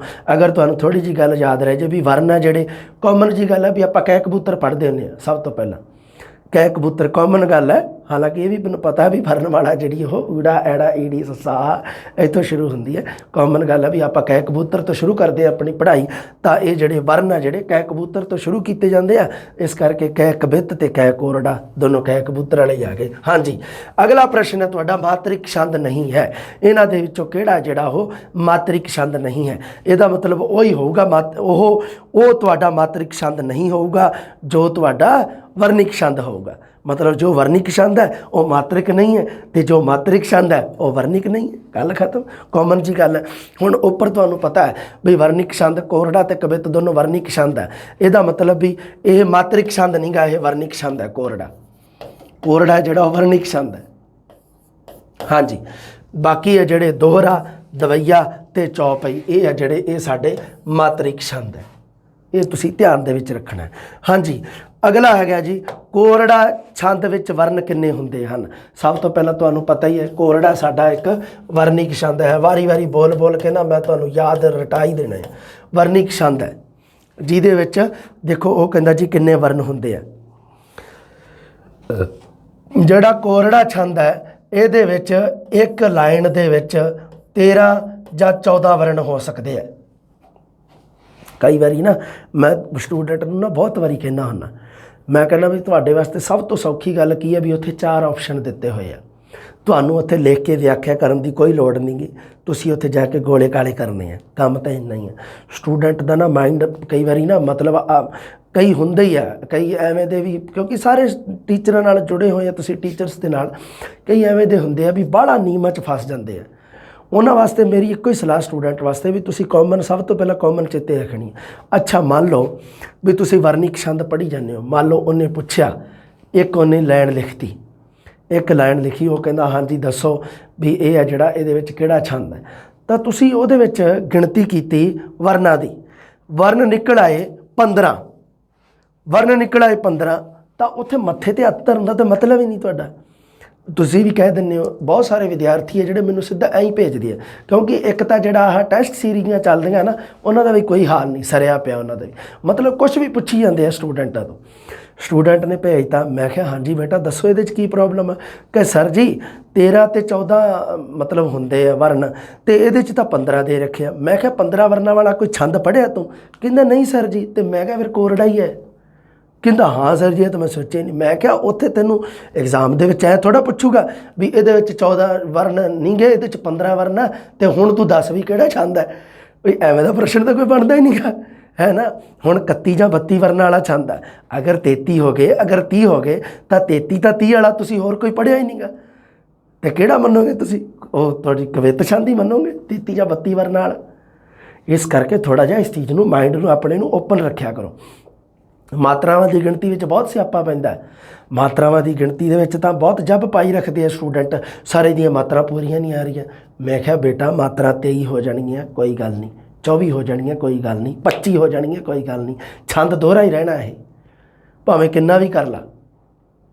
ਕਿਉਂਕਿ ਉਹਦੇ ਤੂੰ ਐ ਤਾਂ ਹੈ ਨਹੀਂ ਵੀ 25 ਮਾਤਰਾ ਵਾਲਾ ਕੋਈ ਛੰਦ ਹੋਰ ਪੜ੍ਹ ਲਿਆ ਤੂੰ, ਐਵੇਂ ਦਾ ਤਾਂ ਕੁਛ ਨਹੀਂ ਗਾ ਨਾ। ਬਈ ਤੂੰ 23 24 ਪੜ੍ਹਿਆ ਜੀ, ਪਹਿਲਾ ਵਿਸ਼ਰਾਮ ਹੈਗਾ ਆਪਣੇ 13 ਤੇ ਦੂਸਰਾ 11 ਤੇ, ਕਾਮਨ ਚੀਜ਼ ਪੜ੍ਹੀ ਹੈ। ਮੰਨ ਲਓ ਵਿਸ਼ਰਾਮ ਦਾ ਕੋਈ ਵਾਧਾ ਘਾਟਾ ਹੋ ਗਿਆ, ਮੰਨ ਲਓ ਕੋਈ ਲੈਣ ਇੱਧਰ ਉੱਧਰ ਕੋਈ ਮਾੜਾ ਮੋਟਾ ਵੀ, ਔਰ ਕੋਈ ਰੱਬ ਥੋੜ੍ਹਾ ਲਿਖ ਕੇ ਆ ਗਿਆ ਵੀ ਪੂਰਾ ਐਗਜੈਕਟ ਲਿਖਤਾ। ਬਹੁਤ ਸਾਰੇ ਕਵੀ ਐਵੇਂ ਦੇ ਹੋਏ ਆ ਵੀ ਜਿਹੜੇ ਮਤਲਬ ਕੀ ਹੈ ਵੀ ਜਿਹੜੇ ਛੰਦਾਬੰਦੀ ਦੇ ਨਿਯਮਾਂ ਨੂੰ ਇੰਨੀ ਕੋਈ ਬਾਹਲੀ ਪਾਲਣਾ ਨਹੀਂ ਸੀ ਕਰਦੇ। ਹੁਣ ਜਿਵੇਂ ਤੁਸੀਂ ਦੇਖ ਲਿਓ, ਚਾਹੇ ਬਾਬੇ ਸ਼ੇਖ ਫਰੀਦ ਦੇ ਸਲੋਕ ਆ ਜਿਹੜੇ, ਅਤੇ ਉਹਦੇ ਵਿੱਚ ਉਹ ਛੰਦਾਬੰਦੀ ਨਿਯਮਾਂ ਤੋਂ ਬਾਹਰ ਚੱਲ ਜਾਂਦੇ ਆ ਬਾਬੇ ਸ਼ੇਖ ਫਰੀਦ ਦੇ ਸਲੋਕ। ਫਿਰ ਤੁਸੀਂ ਉਹਨੂੰ ਦੋਹਰਾ ਨਾ ਮੰਨੋਗੇ ਛੰਦ। ਬਾਬੇ ਸ਼ੇਖ ਫਰੀਦ ਦੇ ਸਲੋਕ ਸਾਰੇ ਦੋਹਰੇ ਦੇ ਵਿੱਚ, ਪਰ ਜਦੋਂ ਬਾਬਾ ਫਰੀਦ ਆਪਣਾ ਨਾਮ ਲਿਖਦਾ ਫਰੀਦਾ ਜਾਂ ਫਰੀਦ, ਅਤੇ ਉਦੋਂ ਉਹਦੇ ਆਪਣੇ ਜਿਹੜੀ ਹੈਗੀ ਆ ਮਾਤਰਾਵਾਂ ਉਹਨਾਂ ਦੀ ਗਿਣਤੀ 'ਚ ਫਰਕ ਪੈ ਜਾਂਦਾ। ਤਾਂ ਉਹ ਕੀ ਆ, ਉਹ ਕੋਈ ਹੋਰ ਛੰਦ ਹੋ ਗਿਆ? ਕਦੇ ਨਹੀਂ ਹੋਇਆ, ਦੋਹਰਾ ਛੰਦ ਹੈ ਉਹ, ਹਰ ਸਥਿਤੀ ਦੇ ਵਿੱਚ ਦੋਹਰਾ ਛੰਦ ਰਹੂਗਾ। ਬਸ ਉਹ ਕਿਸੇ ਮਤਲਬ ਕੀ ਹੈ ਵੀ ਕਿਸੇ ਲਿਖਾਰੀ ਨੇ ਉਹਦਾ ਅਤੀਕ੍ਰਮਣ ਕੀਤਾ। ਖਾਸ ਕਰਕੇ ਗੁਰਮਤਿ ਕਾਵਿ ਦੇ ਵਿੱਚ ਤਾਂ ਬੜਾ ਖਿਆਲ ਨਹੀਂ ਰੱਖਿਆ ਗਿਆ, ਕਿਉਂਕਿ ਗੁਰਮਤਿ ਕਾਵਿ ਦੇ ਵਿੱਚ ਵਿਚਾਰਾਂ ਨੂੰ ਪ੍ਰਧਾਨਤਾ ਦਿੱਤੀ ਗਈ ਹੈ। ਉੱਥੇ ਕੋਈ ਗੁਰਮਤਿ ਦੇ ਵਿੱਚ ਗੁਰਬਾਣੀ ਜਿਹੜੀ ਲਿਖੀ ਹੋਈ ਹੈ ਗੁਰੂ ਗ੍ਰੰਥ ਸਾਹਿਬ ਜੀ ਦੇ ਵਿੱਚ, ਉਹ ਕੋਈ ਕਿਸੇ ਨੂੰ ਛੰਦਾਬੰਦੀ ਦੇ ਗਿਆਨ ਦੇਣ ਵਾਸਤੇ ਨਹੀਂ ਦਿੱਤੀ ਹੋਈ, ਲਿਖੀ ਹੋਈ। ਜਾਂ ਕੋਈ ਕਵੀ ਆਪਣੀ ਗੱਲ ਲਿਖਦਾ, ਉਹ ਕੋਈ ਛੰਦਾਬੰਦੀ ਦੇ ਨੌਲੇਜ ਥੋੜ੍ਹਾ ਦੇ ਰਿਹਾ, ਉਹ ਤਾਂ ਸਿਰਫ ਛੰਦਾਂ ਦੀ ਵਰਤੋਂ ਕਰ ਰਿਹਾ ਸੁਹਜ ਸੁਆਦ ਪੈਦਾ ਕਰਨ ਵਾਸਤੇ। ਅਤੇ ਸੁਹਜ ਸੁਆਦ ਪੈਦਾ ਕਰਨ ਵਾਸਤੇ ਉਹਨੇ ਛੰਦਾਂ ਦੀ ਵਰਤੋਂ ਕੀਤੀ ਹੈ, ਕੋਈ ਤੁਹਾਨੂੰ ਗਿਣਤੀ ਸਿਖਾਉਣ ਵਾਸਤੇ ਨਹੀਂ ਕੀਤੀ। ਹਾਂ, ਕੁਝ ਕਵੀ ਹੋਏ ਆ ਜਿਨ੍ਹਾਂ ਨੇ ਵਿਚਾਰਾਂ ਦਾ ਵੀ ਬਹੁਤ ਖਿਆਲ ਰੱਖਿਆ, ਅਤੇ ਛੰਦਾਬੰਦੀ ਦੇ ਨਿਯਮਾਂ ਨੂੰ ਬੜੀ ਪਕਿਆਈ ਦੇ ਨਾਲ ਉਹਨਾਂ ਨੇ ਮਤਲਬ ਵੀ ਉਹਨਾਂ ਨੇ ਜ਼ਾਹਰ ਕੀਤਾ ਲੋਕਾਂ ਸਾਹਮਣੇ। ਜਿਵੇਂ ਧਨੀ ਰਾਮ ਚਾਤਰਕ ਤੁਸੀਂ ਪੜ੍ਹਦੇ ਹੋ, ਪੰਜਾਬੀ ਦਾ ਕਵੀ, ਉਹ ਛੰਦਾਬੰਦੀ ਦੇ ਨਿਯਮਾਂ ਤੋਂ ਬਾਹਰ ਨਹੀਂ ਜਾਂਦਾ, ਬਹੁਤ ਮਤਲਬ ਉਸ ਚੀਜ਼ ਨੂੰ ਫੋਲੋ ਕਰਦਾ। ਕੋਈ ਦਿੱਕਤ ਨਹੀਂ, ਵਧੀਆ ਕਵੀ ਹੈ, ਚੰਗਾ ਕਵੀ ਹੈ ਨਾ। ਪਰ ਇਹਦਾ ਮਤਲਬ ਇਹ ਨਹੀਂ ਗਾ ਵੀ ਦੂਜੇ ਕਵੀ ਹੈ। ਹੁਣ ਪ੍ਰੋਫੈਸਰ ਪੂਰਨ ਸਿੰਘ ਹੈ ਜਿਹੜਾ, ਉਹਦਾ ਕੱਦ ਕਿੰਨਾ ਉੱਚਾ ਹੈ ਪੰਜਾਬੀ ਸਾਹਿਤ ਦੇ ਵਿੱਚ, ਉਹਨੇ ਛੰਦਾਬੰਦੀ ਦੇ ਨਿਯਮਾਂ ਦੀ ਪਾਲਣਾ ਕੀਤੀ ਨਹੀਂ, ਉਹਨੇ ਕੋਈ ਛੰਦ ਵਰਤਿਆ ਹੀ ਨਹੀਂ। ਬਹੁਤ ਸਾਰੇ ਕਵੀ ਹੋਏ ਆ, ਇਸ ਕਰਕੇ ਕੋਈ ਇੱਡੇ ਕੋਈ ਦੋ ਰਾਏ ਨਹੀਂ, ਕੋਈ ਦਿੱਕਤ ਨਹੀਂ। ਛੰਦਾਬੰਦੀ ਦੇ ਨਿਯਮਾਂ ਦੀ ਪ੍ਰੋਫੈਸਰ ਮੋਹਨ ਸਿੰਘ ਪਹਿਲਾਂ ਥੋੜ੍ਹੀ ਬਹੁਤੀ ਪਾਲਣਾ ਕਰਦਾ ਰਿਹਾ, ਮੁੜ ਕੇ ਹੌਲੀ ਹੌਲੀ ਕਰਨੀ ਛੱਡਤੀ। ਕੀ ਦਿੱਕਤ ਆ ਗਈ? ਸੋ ਕੋਈ ਟੈਨਸ਼ਨ ਨਹੀਂ, ਇਹਦੇ ਵਿੱਚ ਕੋਈ ਦੋ ਰਾਏ ਨਹੀਂ। ਛੰਦਾਬੰਦੀ ਦੇ ਨਿਯਮਾਂ ਦੀ ਸਭ ਤੋਂ ਵੱਡੀ ਗੱਲ ਤੁਸੀਂ ਧਿਆਨ ਦੇ ਵਿੱਚ ਰੱਖਣੀ ਹੈ। ਮੈਂ ਤੁਹਾਨੂੰ ਇਹ ਗੱਲ ਕਿਉਂ ਦੱਸ ਰਿਹਾ, ਇਹਦੇ ਪਿੱਛੇ ਕਹਾਣੀ ਕੀ ਹੈ?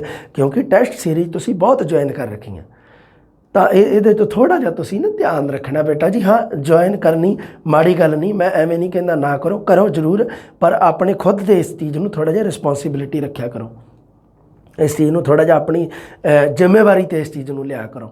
ਇਹ ਬਹੁਤ ਜ਼ਰੂਰੀ ਹੈ, ਕਿਉਂਕਿ ਹੁਣ ਮੰਨ ਲਓ ਕੋਈ ਕਿਸੇ ਨੇ ਕੋਈ ਪ੍ਰਸ਼ਨ ਬਣਾ ਕੇ ਪੁੱਛ ਲਿਆ, ਸਟੂਡੈਂਟ ਉਹਦਾ ਮੈਨੂੰ ਪੁੱਛ ਰਿਹਾ, ਤਾਂ ਮੈਨੂੰ ਵੀ ਕਈ ਵਾਰੀ ਨਹੀਂ ਪਤਾ ਲੱਗਦਾ ਵੀ ਮੈਨੂੰ ਇਹ ਹੁੰਦਾ, ਕਿਉਂਕਿ ਪ੍ਰਸ਼ਨਾਂ ਦੀ ਸ਼ਬਦਾਵਲੀ ਬਹੁਤ ਗਲਤ ਬਣਾ ਦਿੰਦੇ ਆ ਨਾ ਕਈਆਂ ਨੂੰ ਤਾਂ ਪਤਾ ਹੀ ਨਹੀਂ ਗਾ। ਕਈਆਂ ਨੇ ਟੈਸਟ ਸੀਰੀਜ਼ਾਂ ਚਲਾ ਤਾਂ ਰੱਖੀਆਂ, ਅਤੇ ਪਰ ਉਹ ਇਹ ਨਹੀਂ ਪਤਾ ਗਾ ਵੀ ਐਗਜ਼ਾਮੀਨਰ ਦੀ ਸ਼ਬਦਾਵਲੀ ਕੀ ਕਹਿੰਦੀ ਹੈ। ਐਗਜ਼ਾਮੀਨਰ ਦੀ ਸ਼ਬਦਾਵਲੀ ਪਤਾ ਨਹੀਂ ਗਈ ਅਤੇ ਟੈਸਟ ਸੀਰੀਜ਼ ਚਲਾ ਰੱਖੀ। ਸਟੂਡੈਂਟ ਆ ਜਿਹੜੇ ਨਵੇਂ ਆ, ਸਟੂਡੈਂਟ ਮੰਨ ਲਓ ਜਿਹੜੇ ਜਿਨ੍ਹਾਂ ਦੀ ਮਤਲਬ ਕੀ ਹੈ ਮਾਂ ਬੋਲੀ ਪੰਜਾਬੀ ਨਹੀਂ ਗੀ, ਔਰ ਜਿਨ੍ਹਾਂ ਦੀ ਮਾਂ ਬੋਲੀ ਕੋਈ ਹੋਰ ਹੈ, ਉਹਨਾਂ ਵਾਸਤੇ ਤਾਂ ਉਹ ਟੀਚਰ ਰੱਬ ਹੈ, ਉਹਨਾਂ ਵਾਸਤੇ ਤਾਂ ਭਗਵਾਨ ਆ ਉਹ। ਵੀ ਇਹਦੇ ਵਰਗਾ ਉਹ ਟੀਚਰ ਬੜਾ ਘੈਂਟ ਪੜ੍ਹਾਉਂਦਾ, ਬੜੋ ਵੱਟ ਕੱਢਦੇ ਆ ਟੀਚਰ, ਅਤੇ ਉਹ ਹੈ ਕੀ ਆ ਉਹਦਾ ਕੁਛ ਵੀ ਨਹੀਂ।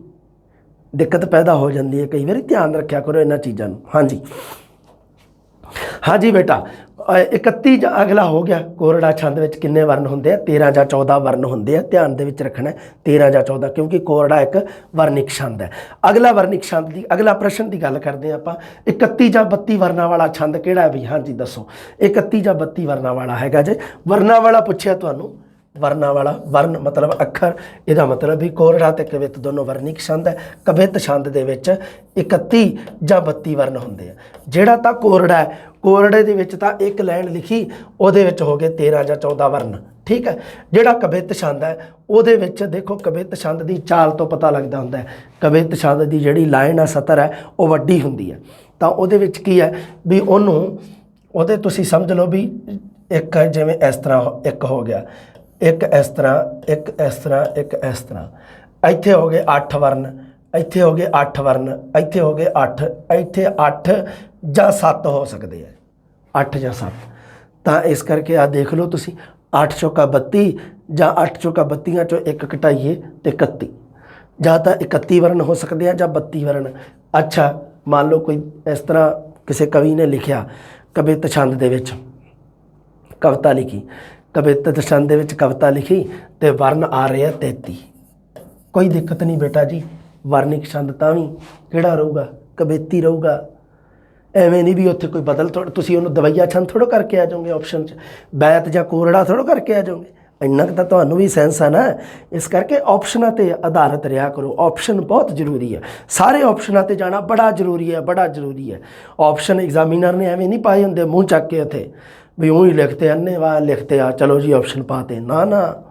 ਆਪਸ਼ਨਾਂ ਦੇ ਕਾਰਨ ਹੁੰਦਾ ਹੈ, ਗਲਤ ਆਪਸ਼ਨ ਪਾਏ ਆ ਜਿਹੜੇ, ਉਹਨਾਂ ਦੇ ਮਗਰ ਕਾਰਨ ਹੈ ਵੀ ਆਈ ਕਿਉਂ ਪਾਏ ਆ, ਹੋਰ ਕਿਉਂ ਨਹੀਂ ਪਾਤੇ। ਇਸ ਕਰਕੇ ਧਿਆਨ ਰੱਖਿਓ। ਹਾਂਜੀ, ਦਵਈਆ ਛੰਦ ਵਿੱਚ ਮਾਤਰਾਵਾਂ ਹਨ। ਦਵਈਆ ਛੰਦ ਦੇ ਵਿੱਚ, ਹਾਂਜੀ ਦੱਸੋ ਮਾਤਰਾਵਾਂ ਕਿਹੜੀਆਂ ਜੀ? ਦਵਈਆ ਛੰਦ ਹੈ ਜਿਹੜਾ ਇਹ 28 ਮਾਤਰਾ ਵਾਲਾ ਛੰਦ ਹੈ। ਇਹਦਾ ਸਹੀ ਉੱਤਰ ਤਾਂ ਹੈਗਾ ਜੀ 28 ਮਾਤਰਾ ਵਾਲਾ ਛੰਦ, ਪਰ ਅੱਗੇ ਮੈਂ ਥੋੜ੍ਹਾ ਜਿਹਾ ਹੋਰ ਇਸ ਨੂੰ ਔਖਾ ਕੀਤਾ। ਇੱਕ ਇਹਦਾ ਮਤਲਬ ਵੀ ਦਵਈਆ ਛੰਦ ਦੇ ਵਿੱਚ ਅਗਰ ਤੁਹਾਨੂੰ ਮਾਤਰਾ ਪਤਾ ਹੈ ਜੀ 28, ਪਰ ਇਹ 'ਤੇ ਤਾਂ 28 ਦੇ 3 ਆਪਸ਼ਨ ਪਾ ਰੱਖੇ ਆ ਮੈਂ, ਇੱਕ 28 ਇੱਥੇ ਵੀ ਆ, ਇੱਕ 28 ਇੱਥੇ ਵੀ ਆ, ਇੱਕ 28 ਇੱਥੇ ਵੀ ਆ, ਮਤਲਬ ਇਹ ਨੰਬਰ ਆਪਸ਼ਨ ਹੈ ਜਿਹੜਾ ਉਹ ਤਾਂ ਤੁਹਾਡਾ ਕੱਟ ਗਿਆ। ਹਾਂਜੀ, ਅਗਲੇ ਦੇ ਵਿੱਚ 28 ਤੇ ਮਤਲਬ ਅੱਗੇ ਦੇ ਰੱਖਿਆ ਮੈਂ ਪਹਿਲਾ ਵਿਸ਼ਰਾਮ 16 ਤੇ ਦੂਸਰਾ 12 ਤੇ। ਇੱਕ ਆਪਸ਼ਨ ਦੇ ਵਿੱਚ ਮੈਂ ਦੇ ਰੱਖਿਆ ਪਹਿਲਾ ਵਿਸ਼ਰਾਮ 20 ਤੇ ਦੂਸਰਾ 8 ਤੇ। ਇੱਕ ਆਪਸ਼ਨ ਦੇ ਵਿੱਚ ਮੈਂ ਦੇ ਰੱਖਿਆ ਪਹਿਲਾ ਵਿਸ਼ਰਾਮ 12 ਤੇ ਦੂਸਰਾ 16 ਤੇ। ਇਹਨੂੰ ਪਲਟਾਤਾ। ਤੁਹਾਨੂੰ ਪਤਾ ਹੀ ਹੈ ਦਵਈਆ ਛੰਦ ਹੈ ਜਿਹੜਾ 28 ਮਾਤਰਾ ਵਾਲਾ ਛੰਦ ਹੈ, ਜਿਹਦੇ ਵਿੱਚ ਪਹਿਲਾ ਵਿਸ਼ਰਾਮ 16 ਤੇ ਹੈ, ਦੂਸਰਾ 12 ਤੇ ਹੈ। ਧਿਆਨ ਰੱਖਣਾ ਤੁਸੀਂ ਇਸ ਗੱਲ ਨੂੰ। 16 12 ਇਸ ਜਿਹੜਾ ਹੈਗਾ ਪੰਜਾਬੀ ਸਾਹਿਤ ਦੇ ਵਿੱਚ ਸਭ ਤੋਂ ਪਹਿਲਾਂ ਦਵਈਆ ਛੰਦ ਹੈ ਜਿਹੜਾ ਉਹ ਕਿੱਸਾ ਕਾਵਿ ਦੇ ਵਿੱਚ ਵਰਤਿਆ ਗਿਆ ਸੀ। ਸਭ ਤੋਂ ਪਹਿਲਾ ਕਿੱਸਾ ਜਿਹੜਾ ਲਿਖਿਆ ਗਿਆ ਸੀ ਪੰਜਾਬੀ ਸਾਹਿਤ ਵਿੱਚ, ਹੀਰ ਦਾ ਕਿੱਸਾ ਜਿਹੜਾ ਦਮੋਦਰ ਨੇ ਲਿਖਿਆ, ਉਹਦੇ ਵਾਸਤੇ ਦਵਈਆ ਛੰਦ ਦੀ ਵਰਤੋਂ ਕੀਤੀ ਸੀ 16 ਤੇ 12 ਤੇ।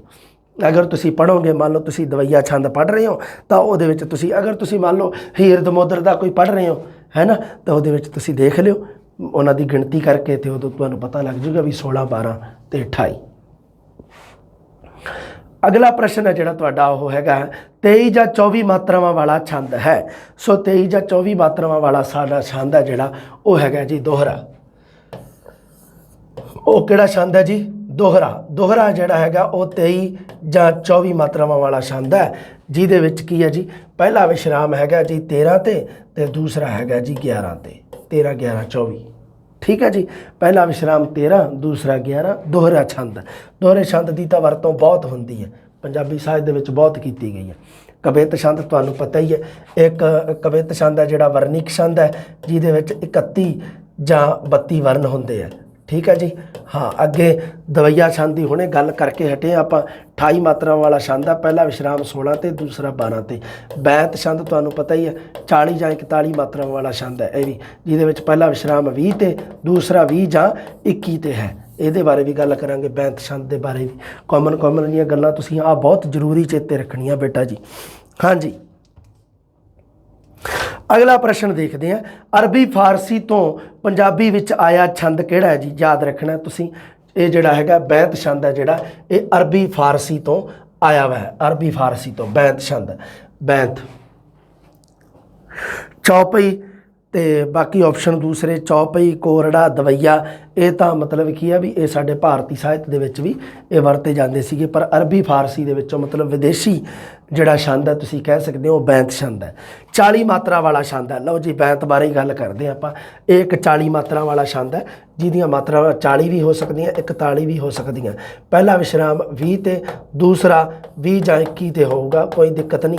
ਅਗਰ 19 20 ਹੋ ਜਾਏ ਤਾਂ ਕੋਈ ਦਿੱਕਤ ਨਹੀਂ, ਤਾਂ ਵੀ 40 ਹੈ। ਮੰਨ ਲਓ ਤੁਸੀਂ ਬੈਂਤ ਛੰਦ ਦਾ ਕੋਈ ਉਦਾਹਰਨ ਆ ਗਿਆ, एक सोचने वाली गल है। अगर मान लो 39 मात्रावां बन गई टोटल, 40 नहीं बन रही, 41 नहीं बन रही, 39 बन गई जां वध बन गई, 42 बन गई, कोई दिक्कत नहीं बेटा जी, छंद बहत ही रहूगा। इन्ना औखा प्रश्न तुहाडे तो कदे नहीं पुछदे हो। अलग नहीं कुछ भी ऑप्शन पाउणगे, ऑप्शन उही पाउणगे जिहड़े छंद तुहानूं उन्हें सिलेबस दे विच पा रखे। गल चेते रखनी है। अगला प्रश्न है जिहड़ा वो हैगा जी, लंबीਆਂ बृतांतक रचनावां दे वर्णन लई वधेरे ढुकवां छंद किहड़ा है। बृतांतक लंबीਆਂ बृतांतक रचनावां ਜਿਹੜੀਆਂ मतलब की है भी ज़्यादा आकार दे विच वड्डियां रचनावां ਜਿਹੜੀਆਂ उन्हां वास्ते छंद है जिहड़ा ਉਹ देखो जी चौपई छंद की वरतों की जाती है। बहुत ज़्यादा चौपई छंद की वरतों की गई है। लंबीਆਂ बृतांतक रचनावां का जे मान लो वर्णन वास्ते अगर वरत्या जाए तो वो ज़्यादा मतलब अगर तुसीं कहो भी बधेरे ढुकदा छंद है जिहड़ा किहड़ा है।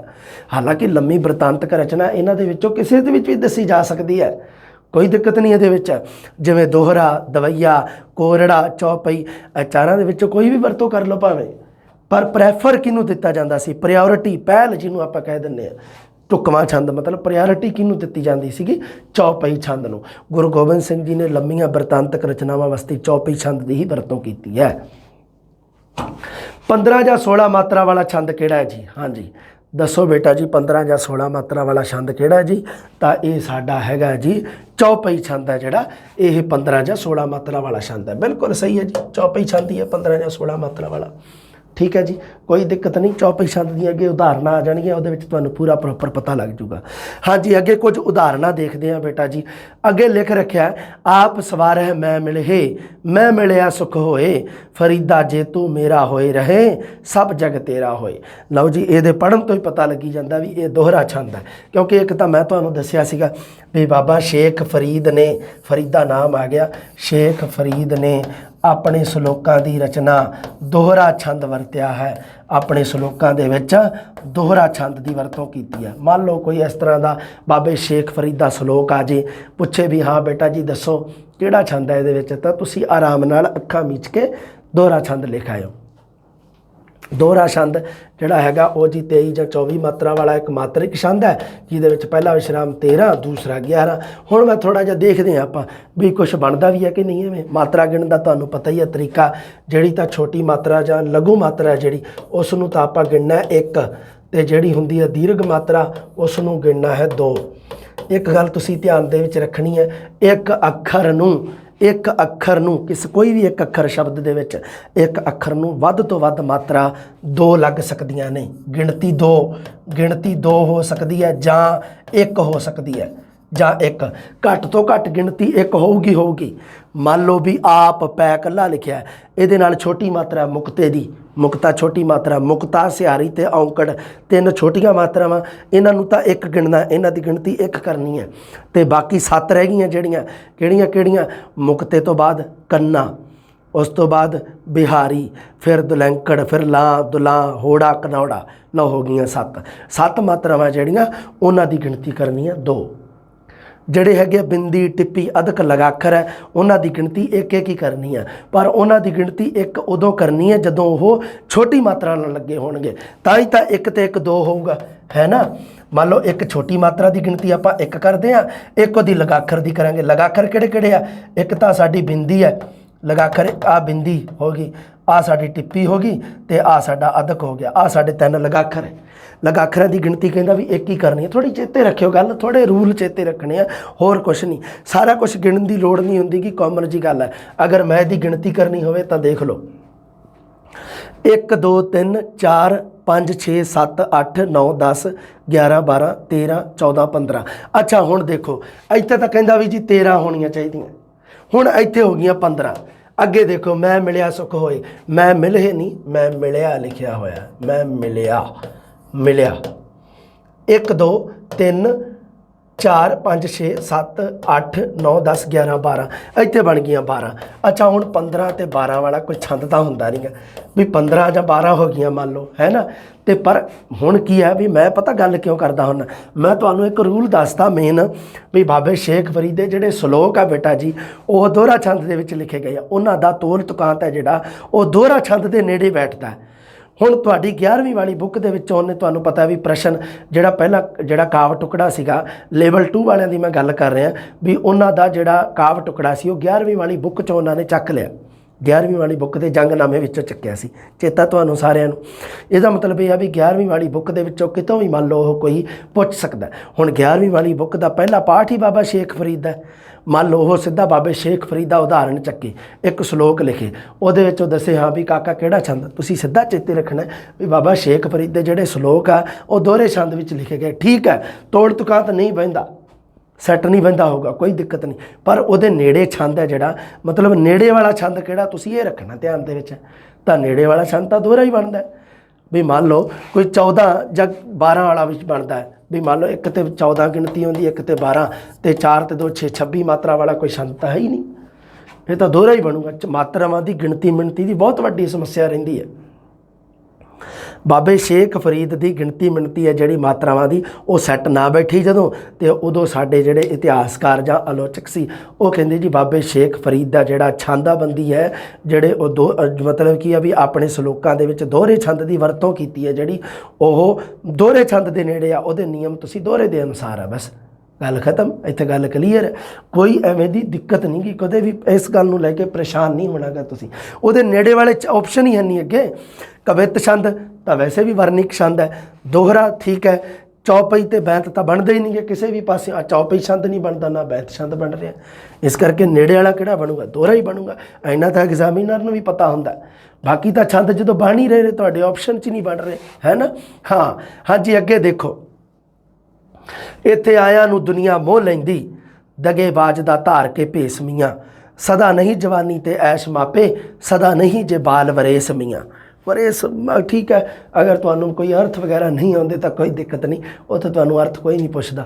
ਅਗਰ ਤੁਹਾਨੂੰ ਇਸ ਤਰ੍ਹਾਂ ਦਾ ਦੇਤਾ, ਤੁਸੀਂ ਇਹਨੂੰ ਬਿਨਾਂ ਅਰਥ ਦੇ ਵੇਖਿਆ ਵੀ ਤੁਸੀਂ ਇਹਦਾ ਕੀ ਹੈ ਵੀ ਦੱਸ ਸਕਦੇ ਹੋ। ਅਗਰ ਤੁਹਾਨੂੰ ਕੋਈ ਗਿਣਤੀ ਮਿਣਤੀ ਠੀਕ ਕਰਨੀ ਹੁੰਦੀ ਹੈ ਕੋਈ ਦਿੱਕਤ ਨਹੀਂ। ਸੋ ਇਹਦੇ ਵਿੱਚ ਤੁਸੀਂ ਦੇਖੋ ਇਹ ਹੈ ਜਿਹੜਾ, ਇਹ ਨਾ ਤਾਂ ਕੋਰੜਾ ਛੰਦ ਬਣ ਰਿਹਾ ਨਾ ਕੋਈ ਕਵਿਤਾ, ਇਹ ਹੈ ਜਿਹੜਾ ਵਰਨਿਕ ਛੰਦ ਤਾਂ ਬਿਲਕੁਲ ਨਹੀਂ ਬਣ ਰਿਹਾ ਕਿਸੇ ਵੀ ਤਰੀਕੇ ਨਾਲ, ਕਿਉਂਕਿ ਕੋਰੜੇ ਛੰਦ ਦੀ ਜਿਹੜੀ ਲੈ ਆ ਉਹ ਹੋਰ ਤਰੀਕੇ ਦੀ ਹੈ। ਕਵਿਤ ਛੰਦ ਦੀਆਂ ਪੰਕਤੀਆਂ ਬਹੁਤ ਲੰਮੀਆਂ ਹੁੰਦੀਆਂ। ਹਾਂ, ਦੋ ਛੰਦ ਇਸ ਤਰ੍ਹਾਂ ਦੇ ਜਿਨ੍ਹਾਂ ਦੀਆਂ ਪੰਕਤੀਆਂ ਜਿਹੜੀਆਂ ਉਹ ਲੰਮੀਆਂ ਹੈ। ਇੱਕ ਤਾਂ ਹੈਗਾ ਜੀ ਬੈਂਤ ਛੰਦ ਤੇ ਦੂਸਰਾ ਹੈਗਾ ਜੀ ਕਵਿਤ ਛੰਦ।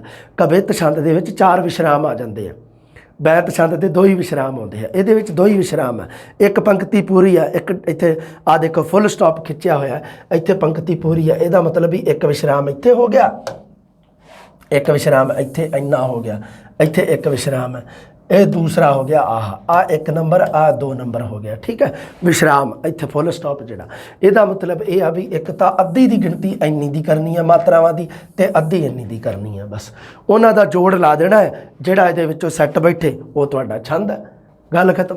ਹਾਂਜੀ, ਇੱਥੇ ਆਇਆਂ ਨੂੰ ਦੁਨੀਆ ਮੋਹ ਲੈਂਦੀ, ਇੰਨੇ ਦੀ ਆਪਾਂ ਗਿਣਤੀ ਕਰਦੇ ਹਾਂ। ਇੱਥੇ ਆ ਦੋਵੇਂ ਵੱਡੀਆਂ ਮਾਤਰਾਵਾਂ, ਇਹਦਾ ਮਤਲਬ ਵੀ 2-2 ਹੋਊਗੀ ਗਿਣਤੀ ਇਹਨਾਂ ਦੀ। ਉਹ ਨਹੀਂ ਮੈਂ ਲਾਉਂਦਾ ਗਾ ਨਿਸ਼ਾਨ ਨਸ਼ੂਨ ਨਹੀਂ, ਸਿੱਧਾ ਮੈਂ ਡਾਇਰੈਕਟ ਗਿਣਤੀ ਜਿਹੜੀ। ਹਾਂ, ਦੂਸਰਾ ਵੱਡੀ ਮਾਤਰਾ ਐੜੇ ਨੂੰ, ਇਹਦੀ ਗਿਣਤੀ ਵੀ 2, ਇਹਦੀ 1। ਹੁਣ ਐੜੇ ਨੂੰ ਕੰਨੇ ਦੀ ਮਾਤਰਾ ਲੱਗੀ ਹੋਈ ਹੈ, ਵੱਡੀ ਮਾਤਰਾ, ਉੱਪਰ ਬਿੰਦੀ ਵੀ ਲੱਗੀ ਹੈ। ਹੁਣ ਕੀ ਬਣੂ, ਹੁਣ ਮੈਂ ਤੁਹਾਨੂੰ ਦੱਸਿਆ ਸੀ ਵੀ ਬਿੰਦੀ ਟਿੱਪੀ ਤੇ ਅਧਕ ਦੀ ਮਾਤਰਾ ਜਿਹੜੀ ਉਹ 1 ਗਿਣਨੀ ਹੈ। ਪਰ ਜਿਹੜਾ ਬਹੁਤ ਮਹੱਤਵਪੂਰਨ ਨਿਯਮ ਆ ਉਹ ਕਹਿੰਦਾ ਵੀ ਮਾਤਰਾ ਦੀ ਗਿਣਤੀ ਕਿਸੇ ਅੱਖਰ ਨੂੰ ਵੱਧ ਤੋਂ ਵੱਧ 2 ਹੋ ਸਕਦੀ ਹੈ। ਮਾਤਰਾ ਵੱਧ ਤੋਂ ਵੱਧ 2 ਹੋ ਸਕਦੀ ਹੈ, ਇਹਦਾ ਮਤਲਬ ਵੀ 3 ਨਹੀਂ ਹੋ ਸਕਦੀ। ਹੁਣ 2 ਤਾਂ ਆਲਰੇਡੀ ਹੋ ਗਈ ਕਿਉਂਕਿ ਵੱਡੀ ਮਾਤਰਾ ਲੱਗੀ ਆ, ਤਾਂ ਗਿਣਤੀ 2 ਪਹਿਲਾਂ ਹੀ ਹੋ ਗਈ ਹੈ, ਮਤਲਬ ਬਿੰਦੀ ਨੂੰ ਨਹੀਂ ਗਿਣਨਾ। ਬਿੰਦੀ ਜਦੋਂ ਛੋਟੀ ਮਾਤਰਾ ਨਾਲ ਲੱਗੀ ਹੋਗੀ ਉਦੋਂ ਉਹਨੂੰ ਗਿਣਨਾ ਹੈ। ਅਗਰ ਤੁਸੀਂ ਜ਼ਿਆਦਾ ਹੀ ਥੋੜ੍ਹਾ ਜਿਹਾ ਨੌਲੇਜ ਪ੍ਰਾਪਤ ਕਰਨਾ, ਉਦਾਹਰਨ ਵਾਸਤੇ ਸ਼ਬਦ ਹੈ ਉਂਗਲ। ਉਂਗਲ ਸ਼ਬਦ ਦੇ ਵਿੱਚ ਕੀ ਹੈ ਵੀ ਊੜੇ ਨੂੰ ਛੋਟੀ ਮਾਤਰਾ ਲੱਗੀ ਹੈ, 1 ਗਿਣਤੀ ਹੋ ਗਈ ਇਹਦੀ। ਹੁਣ ਊੜੇ ਨੂੰ ਉੱਪਰ ਬਿੰਦੀ ਵੀ ਲੱਗੀ ਹੋਈ ਹੈ, ਇਹਦਾ ਮਤਲਬ ਇਹ ਆ ਵੀ ਇਹਨੂੰ ਹੁਣ ਇਹਦੀ ਗਿਣੀ ਜਾ ਸਕਦੀ ਹੈ। ਇੱਥੇ ਬਿੰਦੀ ਨੂੰ 1 ਗਿਣਨਾ, 1 ਤੇ 1 2।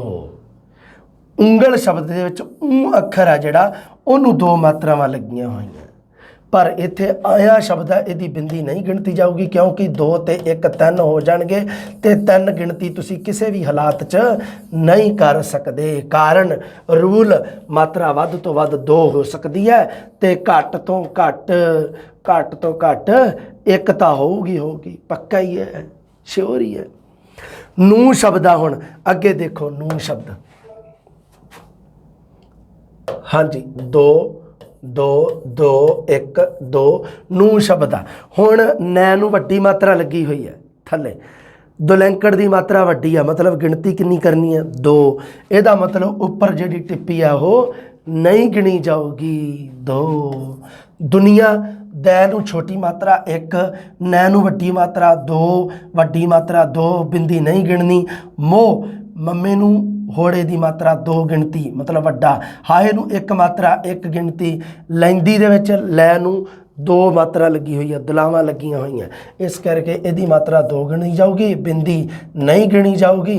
तो दै नू ब्यारी दो, जोग कर दो, दो ते दो चार ते दो छे ते एक सत्त ते दो नौ, 10 11 12 13 14 15 16 17 18 19 20 21 22 23 23 मात्रा बन गई। अच्छा ठीक है, कोई गल नहीं भी आप वैसे कोई दिक्कत नहीं, 23 बन जाण 22 बन जाण, कोई इशू नहीं, कोई टेंशन लैण की लोड़ नहीं।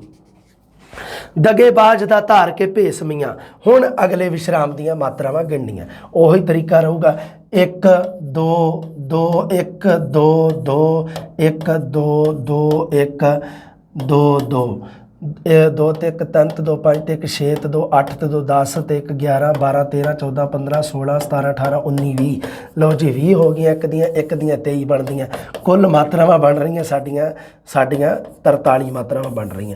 अच्छा हुण बन गया, ये अगर सही तरीके नाल आपां गिणिया तो हो सकता ये भी देखो, ये भी हो सकता है भी आ इत्थे आया नूं दुनिया मोह लैंदी नूं इत्थे लिखिया होवे, ईड़ी नूं सिहारी लगी होवे, है ना, इत्थे आया नूं दुनिया मोह लैंदी, हो सकता बाई मिसटेक मैं लिखता हो, ये भी ध्यान दे विच है ना। बाद दे विच जिवें मान लो किसी ने उतारा किया भी जां जिथों मैं उदाहरण चक्या उहदे विच भी ये मिसटेक हो सकती है, तो उन्होंने जिथों उतारा किया उत्थों भी गलती किवें भी आ सकती है, इत्थे हो सकता अगर इत्थे करिया तो एक मात्रा घट गई, एक हो गई, इत्थे 22 हो गई।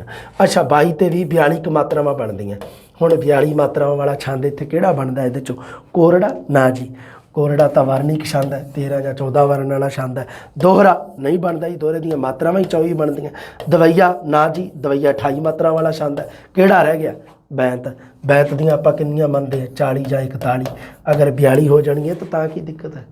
बैंत छंद है तुहाडा सही उत्तर इहदा, चेते रखना। अगला प्रश्न, हाँ जी अगला प्रश्न है, तुरसा मूल ना मुड़सा राहों, ओहो ऑप्शन ही देख गए तुहानूं, माड़ी हुई। तुरसा मूल न मुड़सा राहों, जान तली पर तरसा, जब लग सास निरास न होवा, मरनो मूल न डरसा। मरनो मूल न तरसा नहीं होए, मरनो मूल न डरसा, ओ कोई दिक्कत नहीं, तरसा होवे डरसा होवे मात्रा इहदी एक ही रहनी है। फिर भी उपरोक्त सत्रा विच छंद किहड़ा बनदा है जी, तुसीं आपे एक एक जे एक पहली पंक्ति है जिहड़ी ओहदियां मात्रावां देख लो। देखो विश्राम है जिहड़े उत्थे ऑप्शन जिहड़े तुहानूं उत्थे मान लो कोई उदाहरण दिता होगा जिहड़ा ओहदे विश्राम लगे होणगे, कोई उदाहरण कोई टेंशन लैण दी लोड़ नहीं। तुरसा मूल ना मुड़सा राहों, एक इन्ना विश्राम हो गया, जान तली पर तरसा एक इन्ना, मतलब आपां जे इन्नी पूरी पंक्ति की गिणती कर ली, अद्धी इन्नी दी ते अद्धी इन्नी दी गिणती कर ली तो आपां नूं कुल गिणती का पता लग जूगा। कुल मात्रावां की गिणती का जो पता लग गया तो फिर अपना क्लीयर हो जूगा इहदे विचों। हाँ तुरसा मूल ना मुड़सा राहों, 1 2 3 4 5 6 7 8 9 10 11 12 13 14 15 16। लो जी ये है गई जी पहले विश्राम ते हो गई 16 मात्रावां। दूसरे ते जान तली पर तरसा ते देखो 1 2 3 4 5 6 7 8 9 10 11 12 आ चक्को 16 ते 12 मात्रावां वाला किहड़ा विश्राम किहड़ा साडा वो हैगा दवैया छंद। दवैया छंद दे विच टोटल 28 मात्रावां, पहला विश्राम 16 ते, पहला विश्राम इत्थों तक गिणती की 16 ते, दूसरा विश्राम 12 ते। आ चक्को तुहाडा यह प्रश्न सही हो गया तरीका गिणन दा। बाकी वर्णिक छंद तो बनता ही नहीं गा किसी भी पासों, मात्रिक छंद ही बनता है, वर्णिक छंद नहीं बन रहा। तुसीं देख लो चाहे कोई भी कितने भी वर्ण है, जोड़े वर्ण सारे गिण के देख लो, ये पहली पूरी पंक्ति दे 1 2 3 4 5 6 7 8 9 10 11 12 13 14 15 16 17 18 19 20 वर्णा वाला कोई छंद नहीं आपां पढ़िया। वर्णा वाले 2 ही छंद पढ़िया, एक आ कोरड़ा तुहाडे सामने लेखी रखिया, कोरड़ा 13 या 14 वर्णा वाला है, कविता जिहड़ा वो 31 या 32 वर्णा वाला, बस 20 वर्णा वाला कोई छंद नहीं। बाकी तुसीं वैसे भी कॉमन थोड़ियां थोड़ियां उदाहरण देखते रहोगे, इन्हां दे विचों ही प्रश्न आ जाऊगा। हाँ जी अगले प्रश्न ते चलते हैं। ਹਰੀ ਮੰਦਰ ਦੇ ਨਿਤਰੇ ਜਲ ਅੰਦਰ ਡਾਢੀ ਲਾਈਏ ਮੌਜ ਸਿਤਾਰਿਆਂ ਨੇ, ਜਿੱਦਾਂ ਬੰਨ ਕੇ ਤੇ ਆਪੋ ਵਿੱਚ ਜਿਵੇਂ ਲਾਈਆਂ ਹੋਈਆਂ ਨੇ ਟੁੱਬੀਆਂ ਸਾਰਿਆਂ ਨੇ। ਲਓ ਇਹ ਹੈ ਜਿਹੜਾ ਇਹ ਹੁਣ ਬਣਦਾ ਤਾਂ ਹੈ ਨਹੀਂਗਾ ਆਪਣੇ, ਇਹ ਵਰਣਿਕ ਛੰਦ ਤਾਂ ਕਿਸੇ ਪਾਸਿਓਂ ਨਹੀਂ ਬਣਦਾ। ਠੀਕ ਹੈ ਬੇਟਾ ਜੀ, ਵਰਣਿਕ ਛੰਦ ਹੈ ਜਿਹੜਾ ਕਿਸੇ ਪਾਸਿਓਂ ਨਹੀਂ ਬਣਦਾ। ਵਰਨਾਂ ਦੀ ਗਿਣਤੀ ਕਰ ਲਿਓ ਪਹਿਲਾਂ। ਅਗਰ ਮੰਨ ਲਓ ਤੁਹਾਡੇ ਵਿੱਚੋਂ ਦੇਖੋ ਕਈ ਤਾਂ ਹੈਗੇ ਆ ਡਾਇਰੈਕਟ ਪਛਾਣਦੇ ਆ, ਸਭ ਤੋਂ ਪਹਿਲਾਂ ਪਹਿਚਾਣ ਲੈਂਦੇ ਆ, ਕਈਆਂ ਦਾ ਇੰਨਾ ਕੁ ਸੈਂਸ ਕੰਮ ਕਰਦਾ। ਕਈ ਵਿਚਾਰੇ ਜਿਹੜੇ ਨਵੇਂ ਤਿਆਰੀ ਕਰਦੇ ਆ, ਜਿਹੜੇ ਫਰੈਸ਼ਰ ਆ, ਉਹਨਾਂ ਵਾਸਤੇ ਥੋੜ੍ਹੀ ਜਿਹੀ ਦਿੱਕਤ ਆ ਸਕਦੀ। ਉਹ ਪਹਿਲਾਂ ਤੁਹਾਨੂੰ ਪਤਾ ਹੈ ਦੋ ਹੀ ਪੜ੍ਹਨੇ ਆ ਵਰਣਿਕ ਛੰਦ, ਕੋਰੜਾ ਕਬਿੱਤ, ਕੋਰੜਾ ਕਬਿੱਤ, ਬਸ ਆ ਦੋ ਪੜ੍ਹਨੇ ਆ। ਇਹਨਾਂ ਦੀ ਥੋੜ੍ਹੀ ਜਿਹੀ ਗਿਣਤੀ ਪਹਿਲਾਂ ਕਰ ਲਿਆ ਕਰੋ ਥੋੜ੍ਹੀ। ਹੁਣ ਅਗਰ ਮੈਂ ਵਰਨਾਂ ਦੀ ਗਿਣਤੀ ਕਰਾਂ 1 2 3 4 5 6 7 8 9 10 11 12 13 14 15 16 17 18 19 20 21 22 23 24 25 26 ਵਰਨਾਂ ਵਾਲਾ ਕੋਈ ਆਪਾਂ ਛੰਦ ਨਹੀਂ ਪੜ੍ਹਿਆ ਗਾ। 26 ਵਰਨਾਂ ਵਾਲਾ ਨਹੀਂ ਪੜ੍ਹਿਆ ਆਪਾਂ, ਦੋ ਹੀ ਛੰਦ ਪੜ੍ਹਿਆ।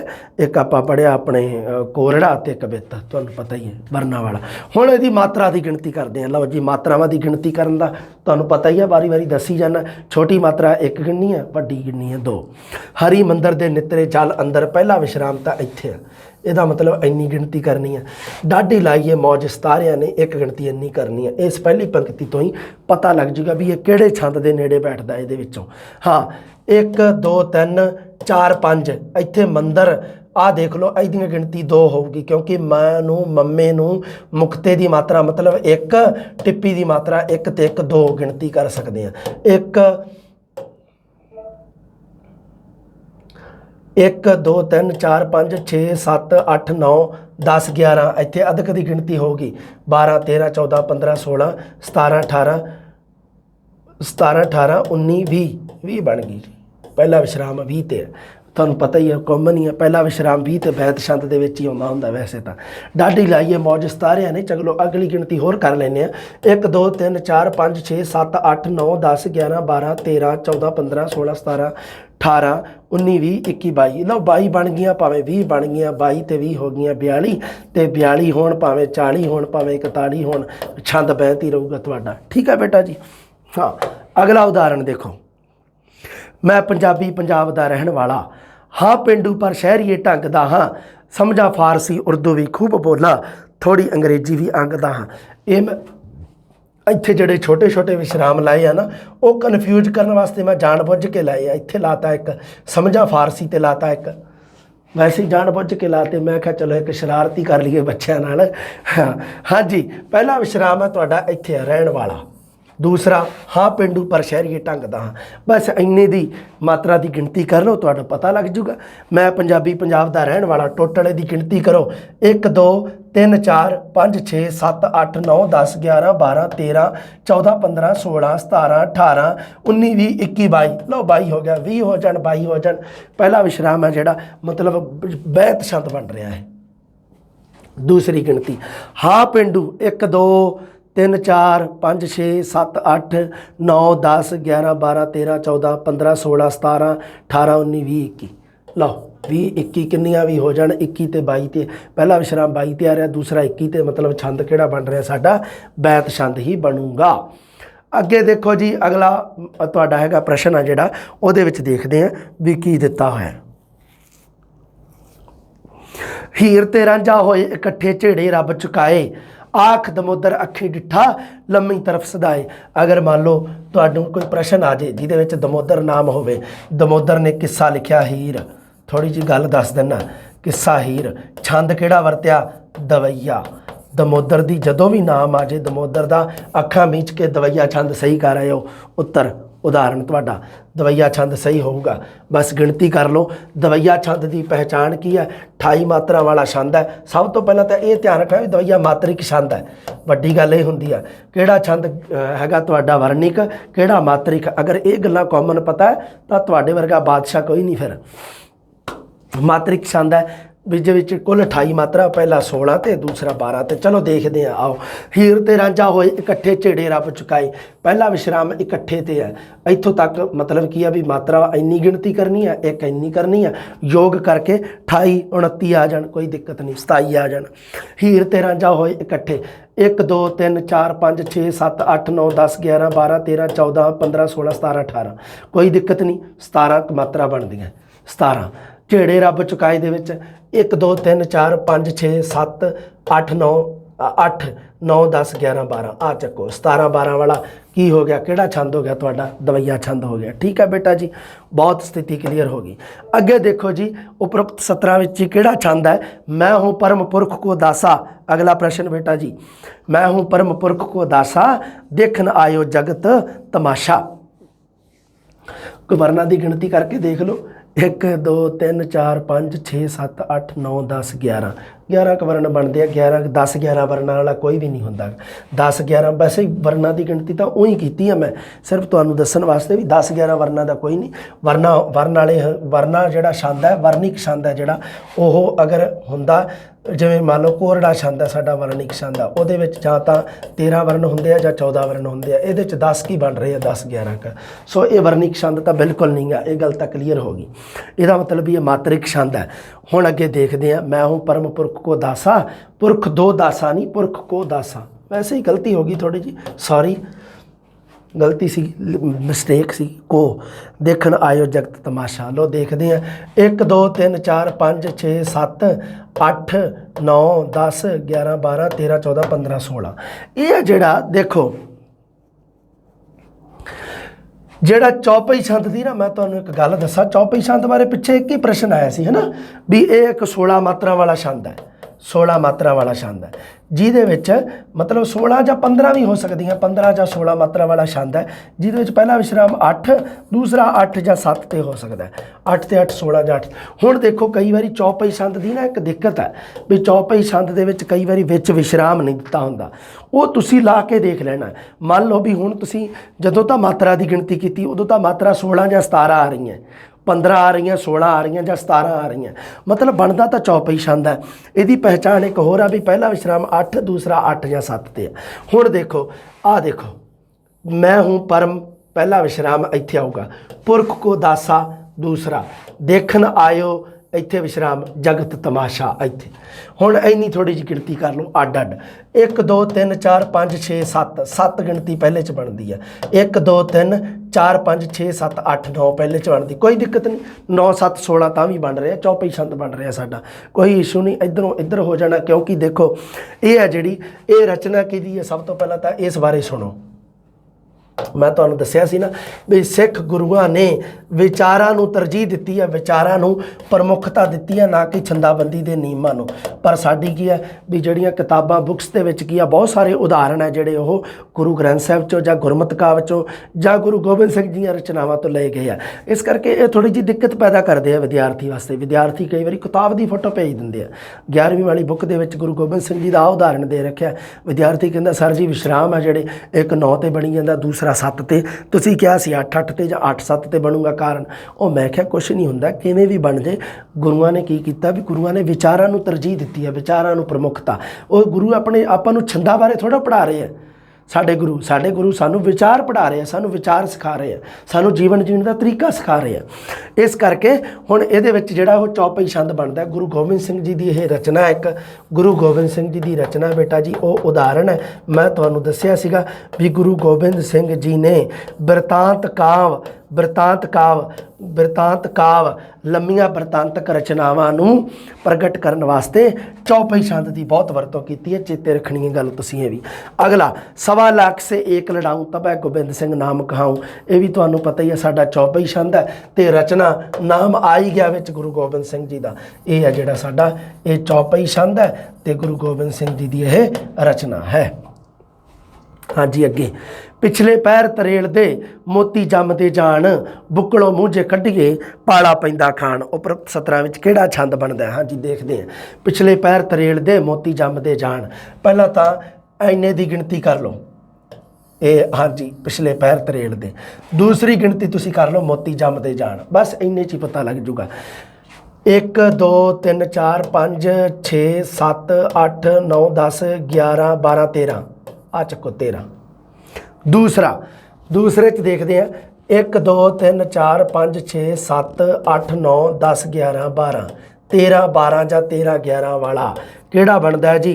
24 ਮਾਤਰਾ ਵਾਲਾ ਛੰਦ ਬਣਦਾ ਹੈ ਜੀ। ਦੋਹਰਾ ਦੋਹਰਾ ਛੰਦ ਜਿਹਦਾ ਪਹਿਲਾ ਵਿਸ਼ਰਾਮ 13 ਜਾਂ 11, ਦੂਸਰਾ 11 ਤੇ ਹੋ ਸਕਦਾ ਹੈ। ਠੀਕ ਹੈ ਬੇਟਾ ਜੀ, ਬਣ ਗਿਆ। ਬੁੱਕਲੋਂ ਮੂੰਝੇ ਕੱਢੀਏ ਪਾਲਾ ਪੈਂਦਾ ਖਾਣ। ਇਹ 12ਵੀਂ ਕਲਾਸ ਦੇ ਵਿੱਚ ਹੈ, ਕਵਿਤਾ ਦੇ ਰੱਖੀ ਹੈ ਧਨੀ ਰਾਮ ਚਾਤਰਕ ਜੀ, ਗਰੀਬ ਕਿਸਾਨ। ਸੋ ਇਹ ਹੈ ਜਿਹੜਾ, ਇਹ ਤੁਹਾਡਾ ਸਹੀ ਉੱਤਰ ਹੈ ਜਿਹੜਾ, ਇਹ ਦੋਹਰਾ ਛੰਦ ਹੈ। ਹਾਂਜੀ ਬਿਲकुल सही है, दोहरा छंद है। अगर किसी को आह बुक होवे उहदे विच बाय प्रिंटिंग मिसटेक किते ऑप्शन गलत लग गया होवे तां इहदे तो दुरुस्त कर लिओ तुसीं। जो मैं दसी जाना वो सही है, किते मैनूं भेजण लग जाओ सर जी उहदे विच तां तुसीं बुक दे विच तां आह ऑप्शन बुक च प्रिंटिंग मिसटेक कई वारी जिहड़े वो भी हुंदे ना ऑप्शन, वो भी अगे पिछे हो जाते हैं। उहदे नाल आपां कोई मतलब नहीं कर सकते, कोई जोर जबरदस्ती नहीं चलती उस चीज़ नाल। इत्थे ते आपां चला लेंगे जोर जबरदस्ती। अखियों परोखे होना मुख तेरा, मौत मेरी सोमा है, जिंदगी दा दरस तेरा तारिया। समझ तो नहीं लग गया किते? कवित छंद है ना, कवित छंद की जिहड़ी लै है ना, लै तो पता लग जाता किहड़ा छंद है। भी मैं तो मतलब तुसीं ऐ समझो भी तुसीं विद्या देवी है जिहड़ी, उहदी किरपा कह लो, मालक की किरपा कह लो, परमात्मा की किरपा कह लो। भी मैनू मतलब मैं कॉमन जा देख के भी मैनू पता लग जाता भी अच्छा किहड़ा आ विश्राम है कि अच्छा बनता कॉमन जा, मतलब क्योंकि प्रैक्टिस है, थोड़ी जी गल प्रैक्टिस की होंदी है ना।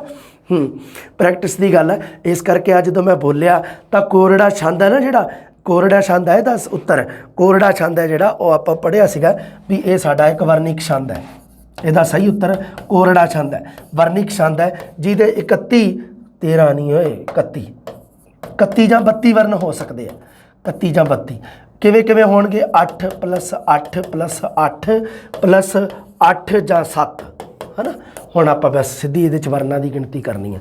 बाकी मात्रा की गिणती करोगे तो कुछ नहीं पल्ले पैना तुहाडे। मात्रा की गिणती तो बहुत वड्डी हो जूगी। इन्ना है भी तुहानूं मैं दस्सिया सीगा भी बैंत ते बैंत छंद ते एक कोरड़ा छंद, इन्हां दियां जिहड़ियां पंक्तियां ना, विश्राम है जिहड़ा मुख विश्राम, जिहड़ा फुल स्टॉप जिन्हों आपां कह दिंदे वो है जिहड़ा वो, मतलब उस तो पता लगता भी ये पंक्ति बहुत लम्मी लिखी हुई होंदी है। उवें बैंत छंद दी है। बैंत छंद के विश्राम होंदे आ 2, कोरड़ा छंद दे हुंदे आ 4। अखियों परोखे होना 1 विश्राम, मुख तेरा मौत मेरी 2 विश्राम, सोमा ए जिंदगी दा 3 विश्राम, दरस तेरा तारिया। ये हो गया जी 4 विश्राम। 4 होंदे आ टोटल। अखियों परोखे होना हुण सीधा ही है, बस आप अखरां की गिणती करनी है। 1 2 3 4 5 6 7 8 9 10 11 12 13 14 15 16 17 18 19 20 21 22 23 24 25 26 27 28 29 30 31 32 33। लो जी हो गए 31 32 या 33 वर्ण हो जाए, कोई दिक्कत नहीं। कोरड़ा छंद है जी सही उत्तर। अगे होर दे रखा एक उदाहरण बड़ा शानदार है। इहो जिंद जान साडी, मोतियां दी खान साडी, हथों नहीं गुआनी बोली है पंजाबी साडी। कॉमन ही पता लग रहा भी ये भी सर जी कवित छंद ही है जी। ये सॉरी ये है जिहड़ा ये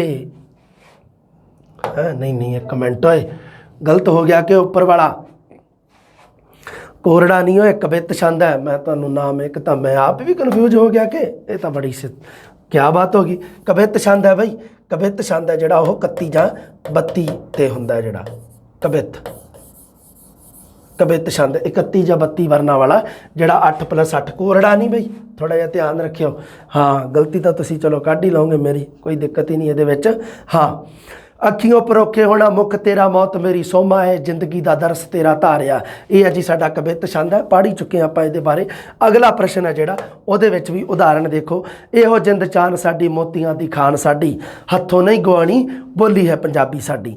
ये है जिहड़ा इन्हां सतरां दे विच भी साडा कवित छंद ही बनदा। क्यों? क्योंकि 4 विश्राम है। इहो जिंद जान साडी, इहो जिंद जान साडी, मोतियां दी खान साडी, हथों नहीं गवाणी बोली है पंजाबी साडी। ये जो गिणती करोगे 31 ਜਾਂ 32 वर्ण बन जाएंगे। सो ये है जिहड़ा साडा 31 ਜਾਂ 32 वर्ण बनणगे जदों, ते ये साडा कवित छंद है।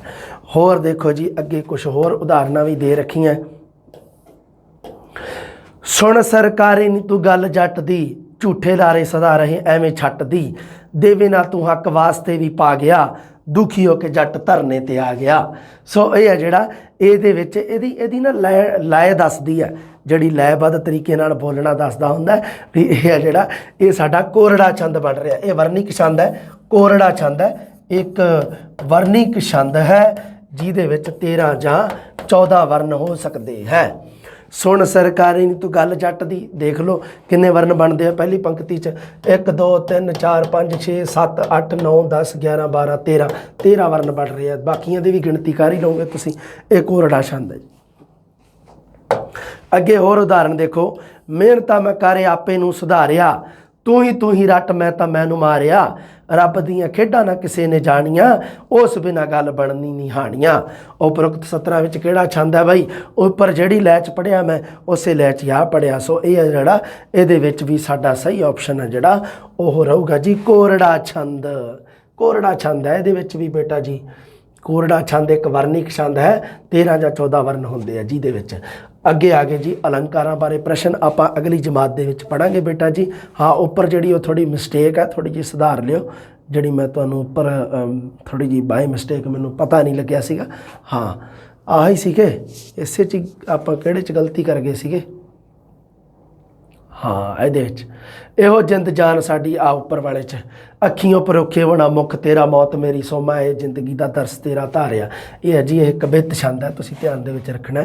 ਕਵਿਤ ਤੇ ਕੋਰੜਾ ਦੋਨੋਂ ਹੈ ਜਿਹੜੇ ਇਹ ਵਰਨਿਕ ਛੰਦ ਹੈ। ਸੋ ਇਹਦੇ ਵਿੱਚ ਵਰਨਿਕ ਛੰਦ ਦਿੱਤਾ ਹੋਇਆ, ਜਿਹੜਾ ਉੱਤਰ ਸਹੀ ਹੈ ਕਵਿਤ ਛੰਦ ਹੈ ਜਿਹੜਾ, ਕਿਉਂਕਿ ਜਿਹੜਾ ਕਵਿਤ ਛੰਦ ਹੈ ਉਹ 31 ਜਾਂ 32 ਵਰਨਾਂ ਵਾਲਾ ਛੰਦ ਹੈ। ਇਹ ਤੁਸੀਂ ਯਾਦ ਰੱਖਣਾ ਥੋੜ੍ਹਾ ਜਿਹਾ। ਲਓ ਜੀ ਅੱਗੇ ਜਿਹੜੀ ਕਲਾਸ ਹੋਊਗੀ ਉਹ ਸਾਡੀ ਹੋਊਗੀ ਛੰਦਾਂ ਤੋਂ ਬਾਅਦ ਚੱਲ ਪਏ ਸਾਡੇ अलंकार। अलंकारां दे आपां प्रश्न करांगे क्लीयर। अलंकारां दे विचों बहुत स्थिति तुहाडी क्लीयर हो जूगी। मैनूं उम्मीद आ भी जिहड़ी छंदां वाली क्लास है इहदे विचों तुसीं बड़ा कुछ सिੱਖਿਆ होगा। सो ये जरूर तुसीं दसना भी तुहानूं क्लास है जिहड़ी ओह किवें दी लगी। जल्दी मिलदे हैं जी। रब राखा, मेहरबानी।